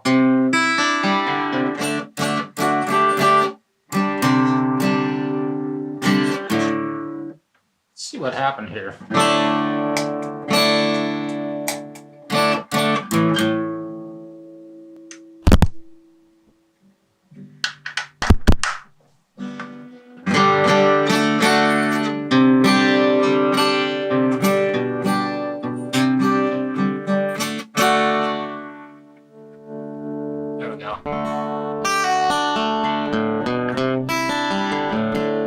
Okay, so there's an Orange. I don't think I've got a 30. I've just got the RV53, which is a rocker verb.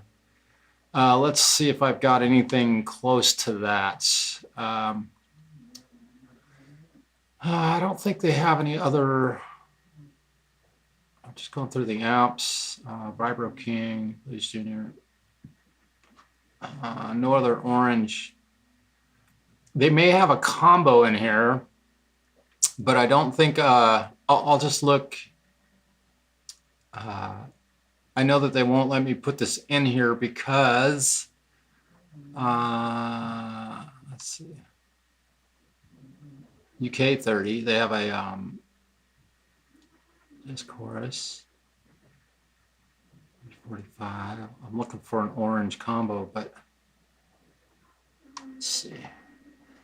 They definitely have these things blanked out. So those are half stack. So RV30 half stack, yeah.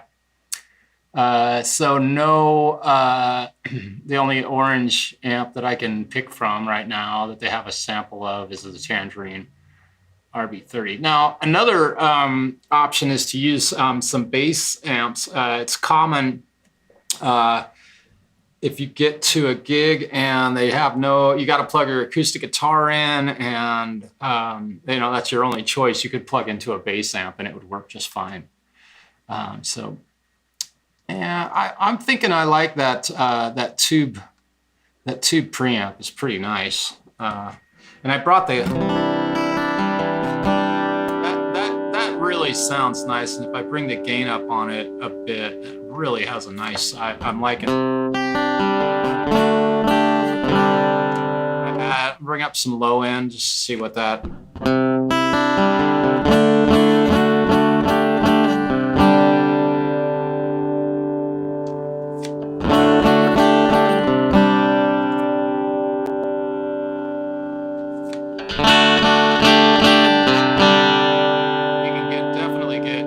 Definitely get bright, but I like a good shiny top end on an acoustic guitar. That sounds pretty nice. And I can add some brilliance to it for my preamp. I love the preamp on these. If I want to add some low end. Now, I have to be completely honest. I would much rather have a just a straight up just a microphone on an acoustic guitar. That's usually the best way to, certainly recording one. Just put an acoustic mic on it and they work great. Well, heck, I went through at the very beginning of this, the whole title of this stream is covered, and a couple of the problems that that I've found that haven't really been resolved. There are some arguments that, you know, if you use a chorus pedal, that it will raise the volume of your guitar. I mean, that's arguable, especially in the digital world, because when I step on a chorus pedal, I want my guitar volume to stay the same, and I want to hear that chorus effect. I don't want it to bump my volume. And in all the digital chorus pedals that I've used, most of the time, if anything, it lowers the volume of my guitar. So there's been a problem with that, with the chorus effect and the flanger effect in the Tone Master Pro, where it does boost your volume a little bit. I mean, you can live with it, but I'd rather it not do that. It would be really, really great, I think, if Fender would address that and just make it so when you turn on the pedal, you know, in their stock factory preset default thing, it stays the same volume. That would be awesome if they did that. So that's what I have to take away from this. Messed around with a few other effects, new effects in that thing, and they are really fun. They definitely can improve a few things. But this new update definitely turned the Tone Master Pro into a very, definitely a very usable effect unit. And with my acoustic guitar going through this, I think that what I need to do definitely is turn the mix of the delays down, maybe the feedback a little bit. And I've got the doubler on it now, just for a last resort.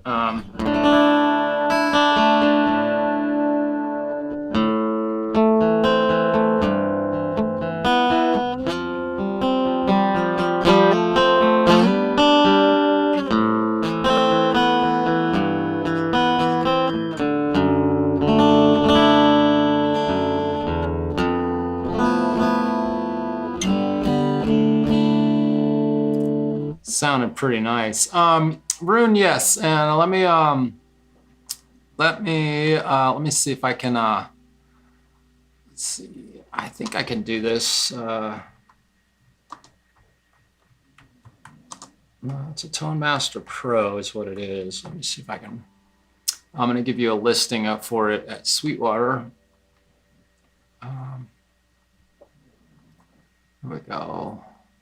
Let's close that. Let's see, am I sharing? Let's see, Tone Master Pro, here we go.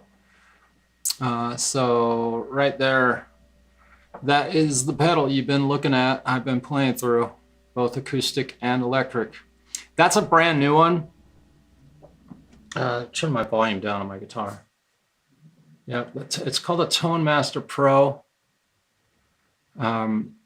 And I'll tell you, for going DI, there's a lot of processors out there. The Quad Cortex, the Helix, Pod Go, the Truex, or I think it's Truex.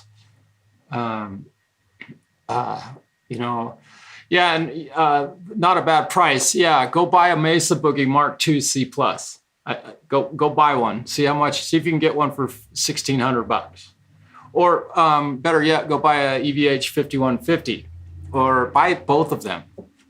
You know, for the money, this thing is very, very, very well put together. Now, the big reasons. Let me just also. Oops. Yeah. Okay. One of the big things about this that I love is the size of the pedals. I can easily, let me go here, and I want to put, I'm going to add my pedals. Here is, I'm going to make the pedal board nice and big. Oh, that's too big. Okay, so my good old ugly old Nike, right? I think they're Nikes. Oh, maybe they're not Nikes. I don't remember what these are. My ugly shoes, but on a, as you can see, I can step on one button individually. The wah pedal is the same size as a Crybaby. So for playing live, you have a pretty, you end up with a fairly small pedal board, but a lot of options. I've got my flanger, my chorus, my phaser. I've got a little boost function right here. I've got my delay pedal. The doubler is always on. This goes from clean to dirty, which is doing nothing right now. So this is my acoustic, main rig acoustic. And if I want to switch to an electric guitar, if I tap and hold the tuner button, let's see, and I think, so the tuner is still on. I can go back to my main rig, and we'll turn the tuner back on. And just like this, I can switch. So it takes about that long to switch from an acoustic guitar to an electric guitar.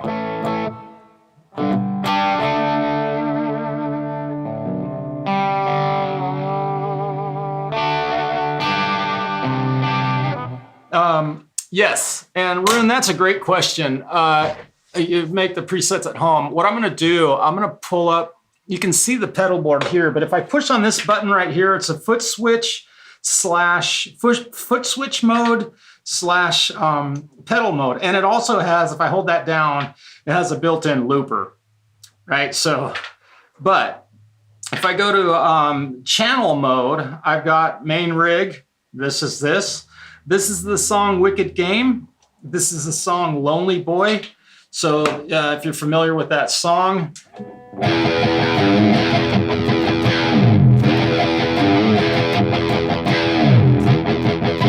Right? It works really good. Fire on the Horizon. So when I go into this song, it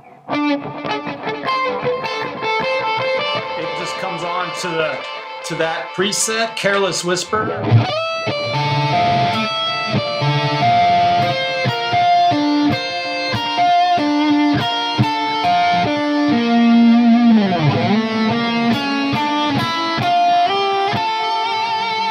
Radioactive. And I have, this one has a capo on it, so I've got a dotted eighth note patch on this, and you can see.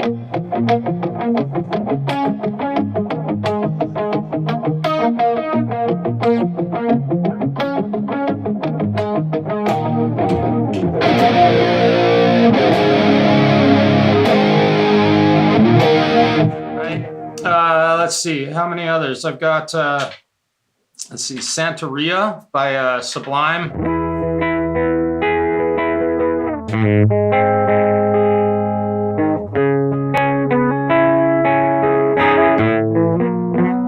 How do you play that song again?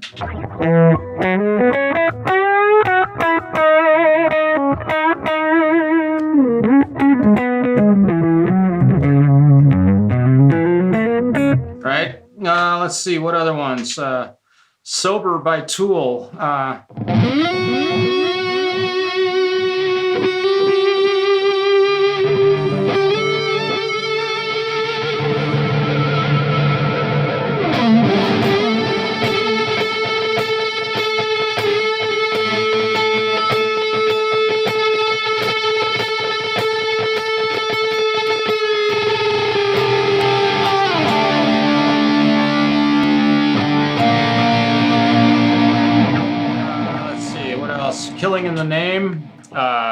drop D, but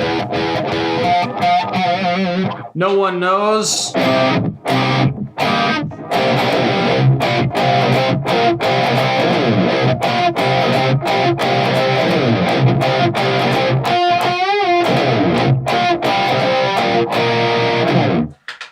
Let's see, it's 99 red balloons. Let's see. Right.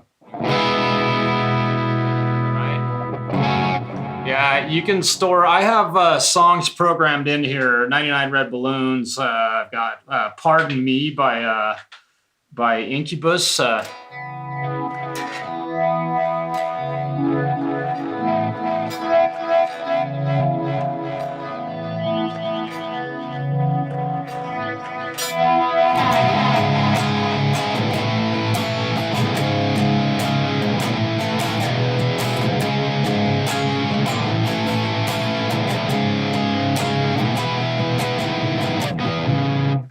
Let's see, I haven't played this song.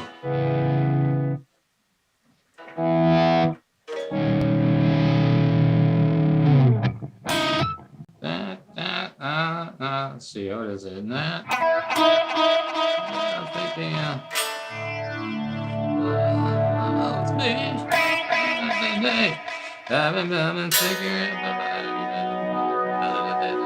Possibilities too.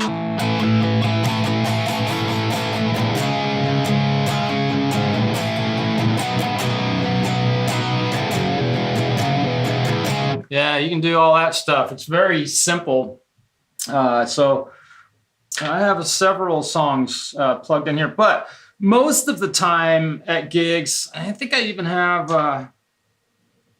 yeah, I've got blinding lights and I've got an acoustic guitar track.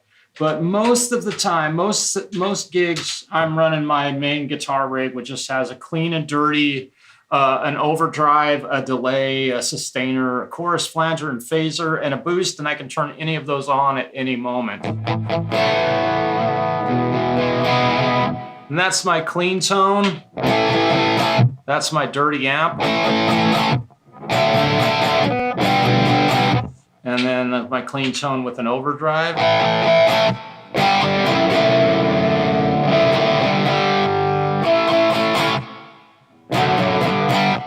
Clean tone with a overdrive and a chorus. Clean tone with a sustainer.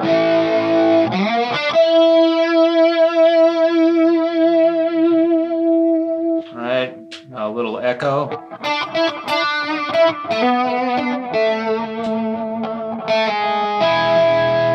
And then if I need to, I don't use the boost function very often at gigs, but once in a while I will give it a little bit of boost, and it's 2 dB. Literally, it's a very tiny little bump.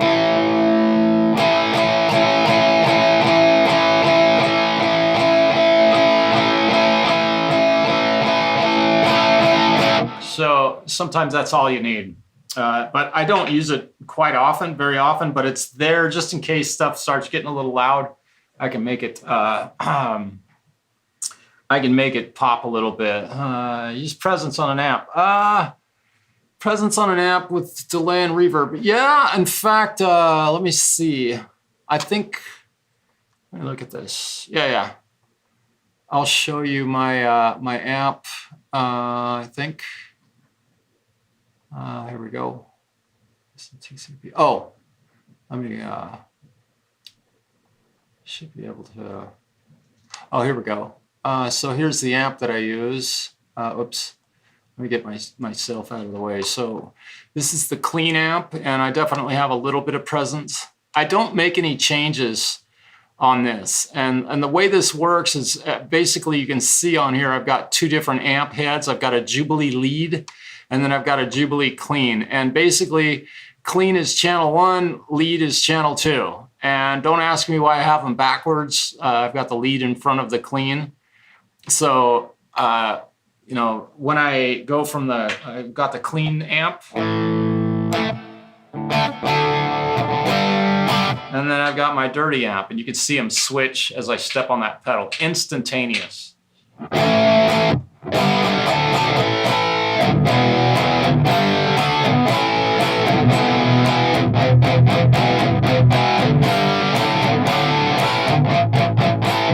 Richard, welcome, man. I appreciate you dropping in. I have a habit of overspending my talent. I don't know how talented you are. I'd have to, I'd have to watch you play. The way I'll answer that question, but that's a great question. I think this is a pretty valuable tool. I play live in a band, and since buying this, I paid. Again, I bought this used, but you can buy $1,600 for it, brand spanking new from Musician's Friend. And this thing has paid for itself probably 4 to 5 times over in the money that I've been paid doing gigs. And just a good old-fashioned cover band. We play in bars. Talent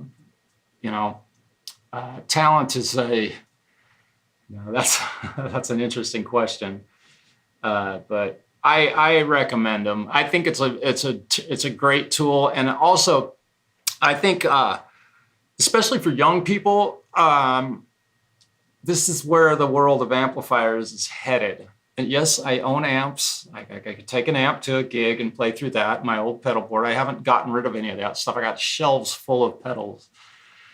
So, if you got what you like and you're using it and you love it, I'd say don't change a thing.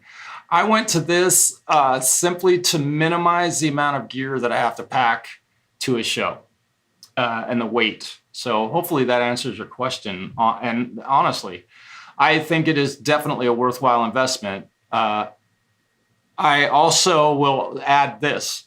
I have never once in my entire life used a credit card or financed any piece of music equipment. Never. So take that for what you will. I've never gone into debt for having to buy a piece of gear.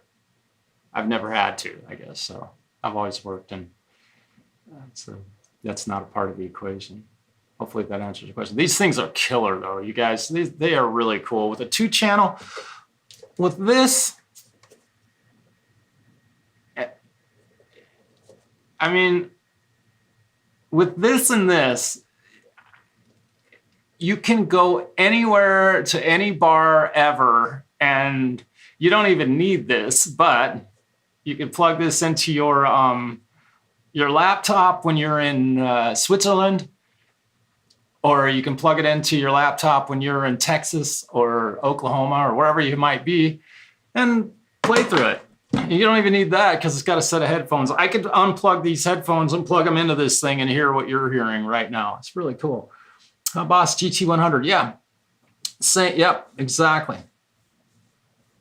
Yep. It's just like the Fender. Yeah. And there are tons of these kinds of devices out there. And some of them are more, some of them are less. They're all right around that $1,500, $1,600 range. I was lucky enough to find this one used, and it still had all those protective paper sticker, not paper, but the stickers on it. Came in the original box. I still have the box. A guy bought it right after it came out, and he spent a little bit of time with it in his home studio and decided it wasn't his ball of wax. Mom says, look older than 54 years. Ah, geez. Well, that's kind of her. So I'm 54 years old. If I look older than 54, there you go. So yeah, Fender, yeah. Yeah, you adapt and learn how you experiment. That's a fact. And the other thing is that I think I have used one of the presets in this thing maybe a couple times. I plugged this thing in and started just with a blank preset with nothing, and I put a 412 cabinet in there, the JSIM, or I'm sorry, the Marshall 412 1960A slant top, and we just started banging away at it. It's a 2i2 4 gen. Yeah, this is a 4i4 3rd gen. Ain't much difference.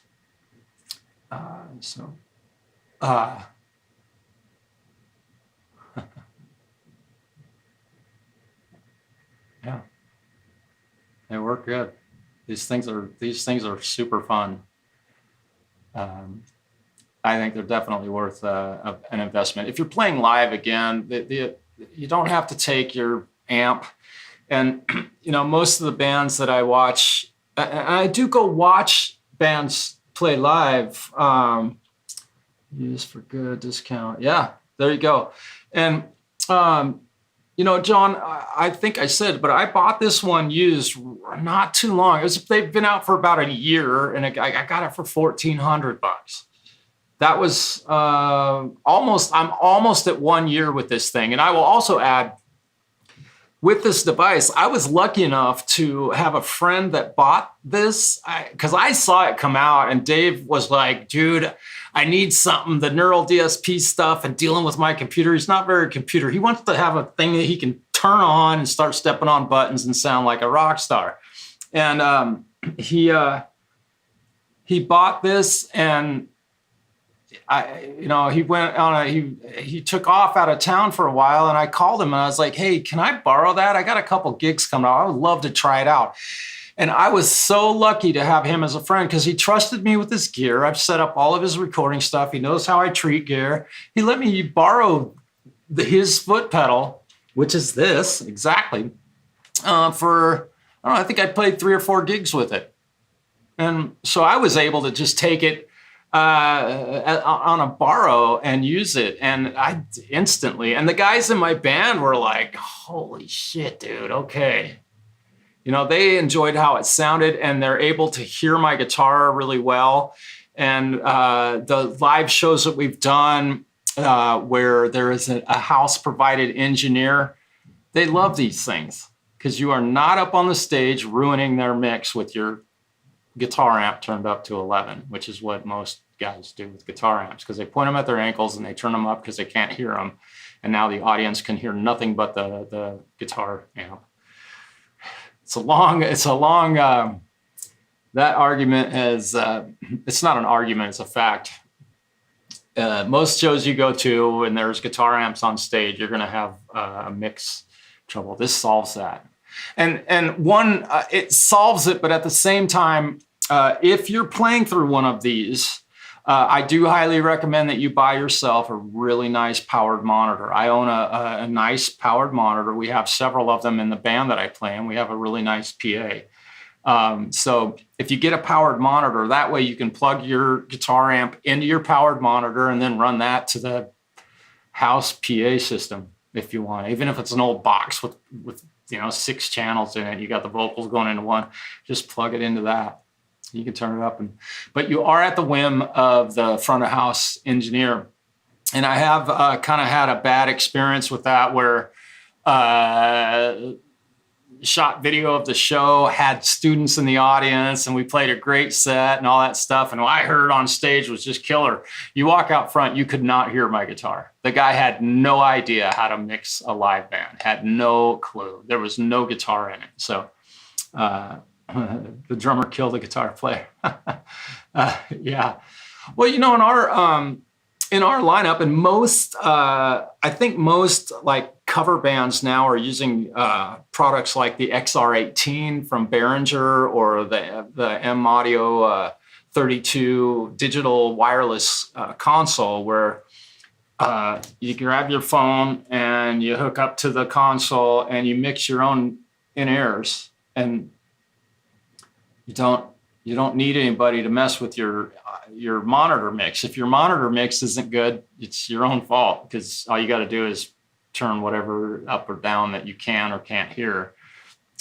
So that's kind of the way things have gone recently with that. And with the advent of these being so easy to plug directly in there, and being wireless, the fact that everything is wireless, you can walk out front and hear what the band sounds like,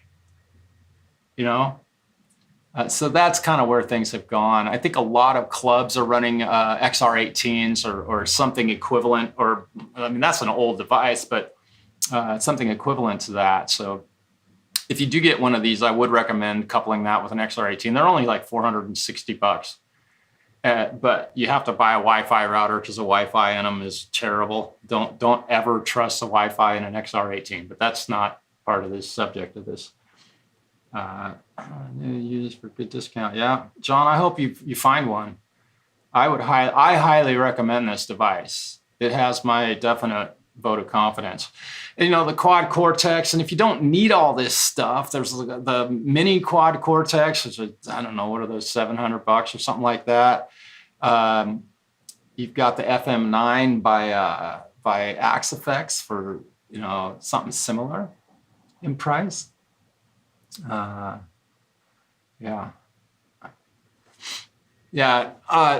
And you know, with our band, we can be as quiet as the drummer can be acoustically. We play rock music, and we do play some lighter rock, but nothing. We're not death metal. Our drummer doesn't sit up there and hit them as hard as he can for the entire night. We do have a level that we have to reach. So, you know, if we booked a coffee shop, it would be difficult for us to be quiet enough in there because we have a kit. But our drummer is a pro, so he will, if he has to, and play in, you know, Sober by Tool, which has some really heavy drum parts, he will play that quietly. He's a pro, so we pay him to play. Thus, he's a pro. And we really appreciate the fact that he's able to do that. But we kind of do have a groundwork we know how quiet we can be. So, you know, generally when I mix the sound for a band, I'm the front of house mix engineer. I'm the guitarist. I wire the entire stage every single show, meaning all the XLRs and power and all that stuff. And I distribute the speakers and do all of that stuff and set it up. And I mix front of house wirelessly through a tablet. Basically, I could do it on my phone if I wanted to. And I go out front and I unmute the drum kit. It's mic'd up. It sounds the same every single time except for the difference in the room. And I just turn the fader all the way down. Turn it off. Basically, I have one fader that turns the whole drum kit down. And I have him, okay, play your kit, and I start turning that fader up, turning that fader up, turning that fader up till it starts to appear in the PA system. Then I know where my ground level is. Just as the moment it hits that PA system, now I know that drum kit is being ever so slightly amplified. Unmute the vocal. Usually that is matched up perfectly with it because it doesn't change much between from show to show. It's really easy. It's 100 watt Shure power amp, but it's not stereo. It still can use it at home. Oh yeah, 100 watt Shure power amp. Wow, that's an interesting piece of gear. Yeah. Yeah, and our drummer is he's played in a lot of metal bands, lots, and cover bands that did stuff like Bon Jovi and Whitesnake and you know, 80s hair rock, but definitely, how have we heard? That's the art there, yeah. And so, but he's very polite about being too loud. And even at gigs, like the last gig we did was our first gig at a really nice winery. Yes, we play wineries. We're playing Eve 6 and Lit at wineries. They love it. Because people drinking wine don't just want to listen to a fucking violin every time they go out and drink wine. Sometimes they want to cut loose. He realized that the drum kit had been sitting, and we have our own drum kit, same kit every show. It's a small kit. We use a Questlove drum kit. It was, I don't know, $500 for the whole thing, the shells, and he brings his own cymbals and such. And he realized that his drum kit was out of tune, but he's polite enough to know I can't sit here in this room where people are drinking wine before we play at start and bang on my drums and tune them. He waited until, okay, we're about 15 minutes to showtime, and we started checking drums. And during his drum check, that was when we got his kit all checked, and it sounded great. The volume was great. And that was when he kind of went around and tuned his kit, and he's really good about that. So, you know, he knows what he wants to hear. Sahara Hotel in Las Vegas. I'll bet. We use less reverb. Yeah, we use barely any effects on anything. The only effects we use live on the vocals is delay to get that. And I'm tapping tempos in. And all the, that's the other beautiful thing about this device is that what I'm able to do, I'll go back to this foot pedal. Let me see. How do I do this? Pedals. I think I can do that. Okay. So this right here is my tap tempo button. And I'm going to back this thing up just a little bit. Let me pull it this way. Okay. So let me move this. I want you guys to get an idea of what's going on. So my guitar is plugged in right here. Right above the guitar input, there is, if you can see that, it's an XLR input, right? So we run his vocal mic into my pedal board. And on this, you'll notice that down here, there's a little secondary chain. That's his vocal mic.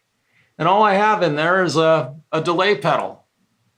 And we can bypass it or turn it on and off. He has a foot pedal on his pedal board that activates the delay, that bypasses it or turns it on. So all of his vocals are going through that, just his. I don't use any, I have a little delay and reverb on my voice from the board, but we could use that as totally as an effects loop for vocals if we wanted to.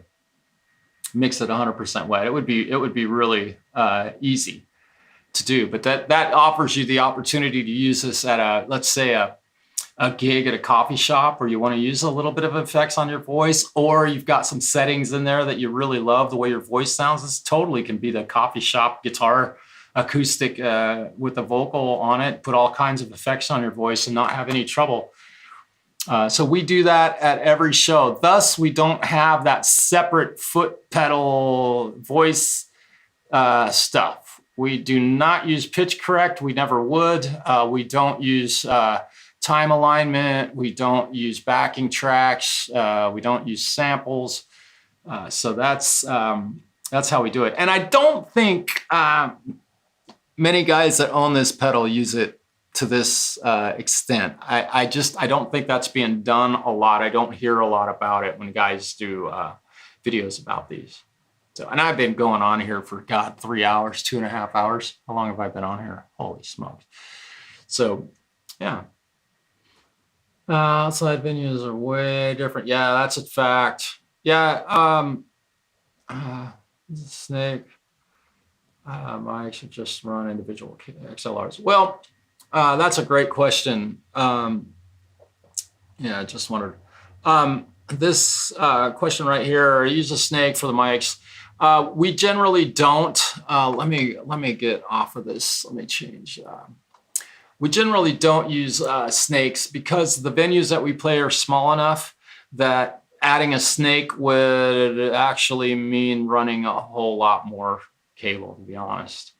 Now, if I was the sound engineer and that's all I had to do for the gig, you bet your ass I'd bring a snake. But I have to play guitar, sing, run sound, run the wiring for the stage. It's just easier to not run a snake. We also have four separate spools that we wrap our XLR cables on. The only kind of cables we use on stage are XLRs. There are 0 speaker cables on stage, aside from the one that our bass player uses to plug in his amp head to his speaker cabinet. He does use an amp live at every single show. It just takes too much energy to get bass tones.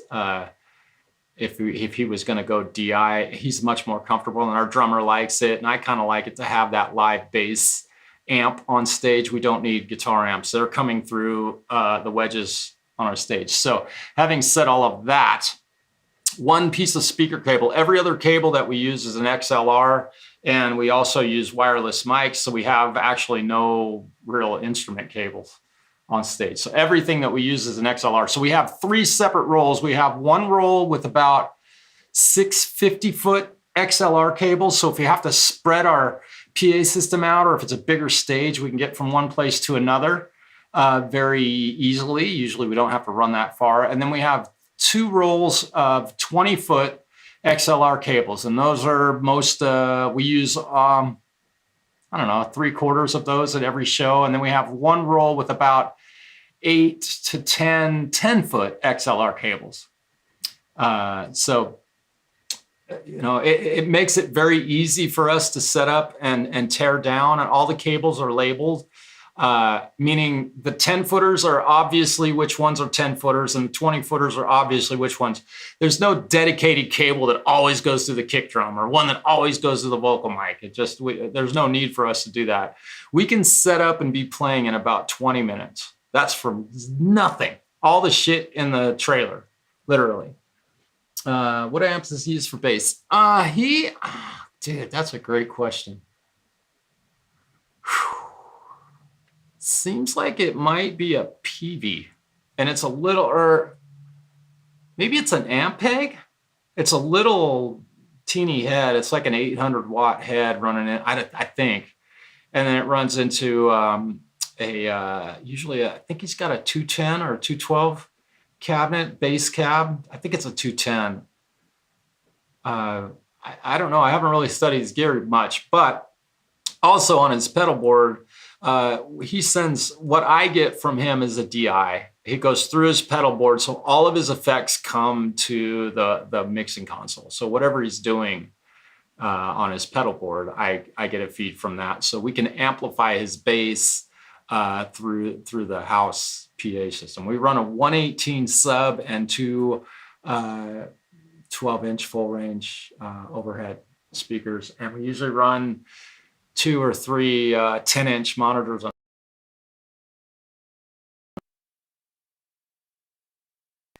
for another bass amp. Yeah, 5 gigs. Man, all bearings right now, but it's getting old. Yeah, those little mini bass heads are pretty much unbeatable, man. Ampeg or I've had really good luck with those. I've done played some big shows with really big bands, and the dude's bass amp is just slightly bigger than this piece of little notebook. I mean, basically it's the size of a 4x4. It's incredible what they can squeeze into those little boxes now.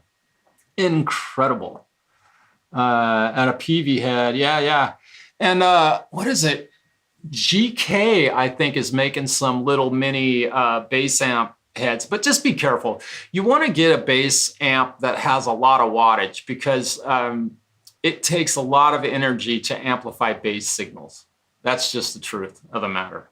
To get bass tones to make noise, you've got to have a lot of watts. It's smart to have a lot of watts.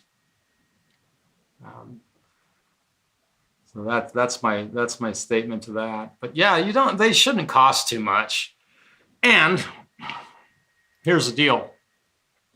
Let's go back to the Tone Master Pro. Let's see, I don't want to show that. Oh, I got to get this out of the way. So let's do this. Here's the deal with this thing. I'll go to an empty track, which I don't mess with this very much, but bass amps. I don't know if you know what a super bassman is, or super bassman SWR, Redhead, Rampage, Blue Line.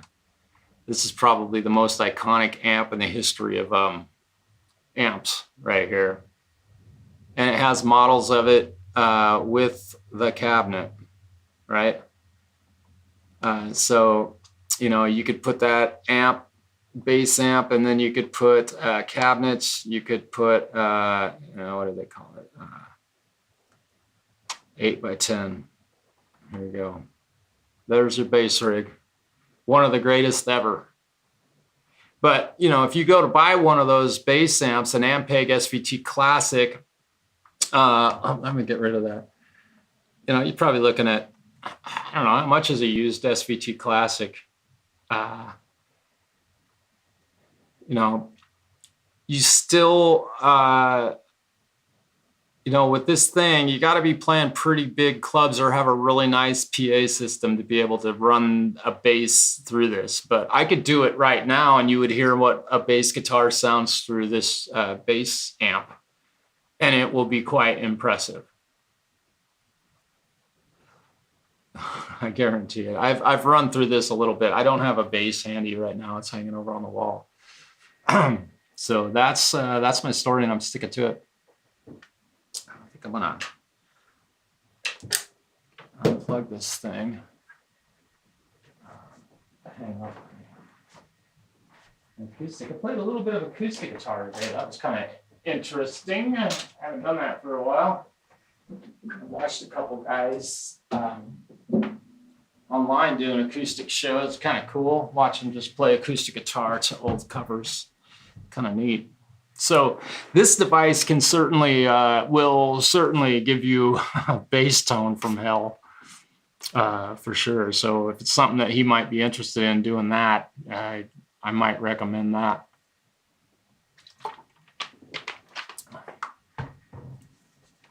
So unless we have any other questions, I think I might want to get going, have a little snack. Let me check, see how good my my glucose is doing today. Oh, look at that, it's perfect. Yeah, I'm gonna have to eat a snack. Yeah, looking good. I like it.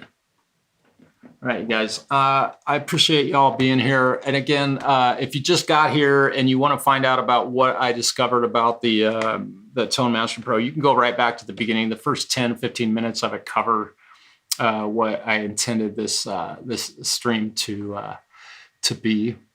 And then we just kind of went off on a tangent. Computer keeps crashing. Time for a new one. Yeah, and Joe, I think you might have asked me about the computer that I'm using. I'll show you that real quick. I'll show you the exact one I bought. Let me go back. Give me a second here. I bought mine. Let's see. Oh, come on. I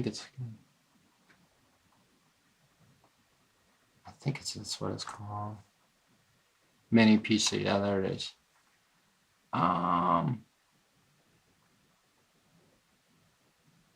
Okay.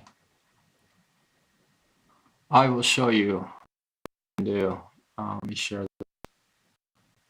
This is just an Amazon window. That's what I bought. Mine, actually, this one is newer than mine. It's about the size. It's about the size of a audio interface. And do not be afraid, because these little things rip. That's what I've been running for months.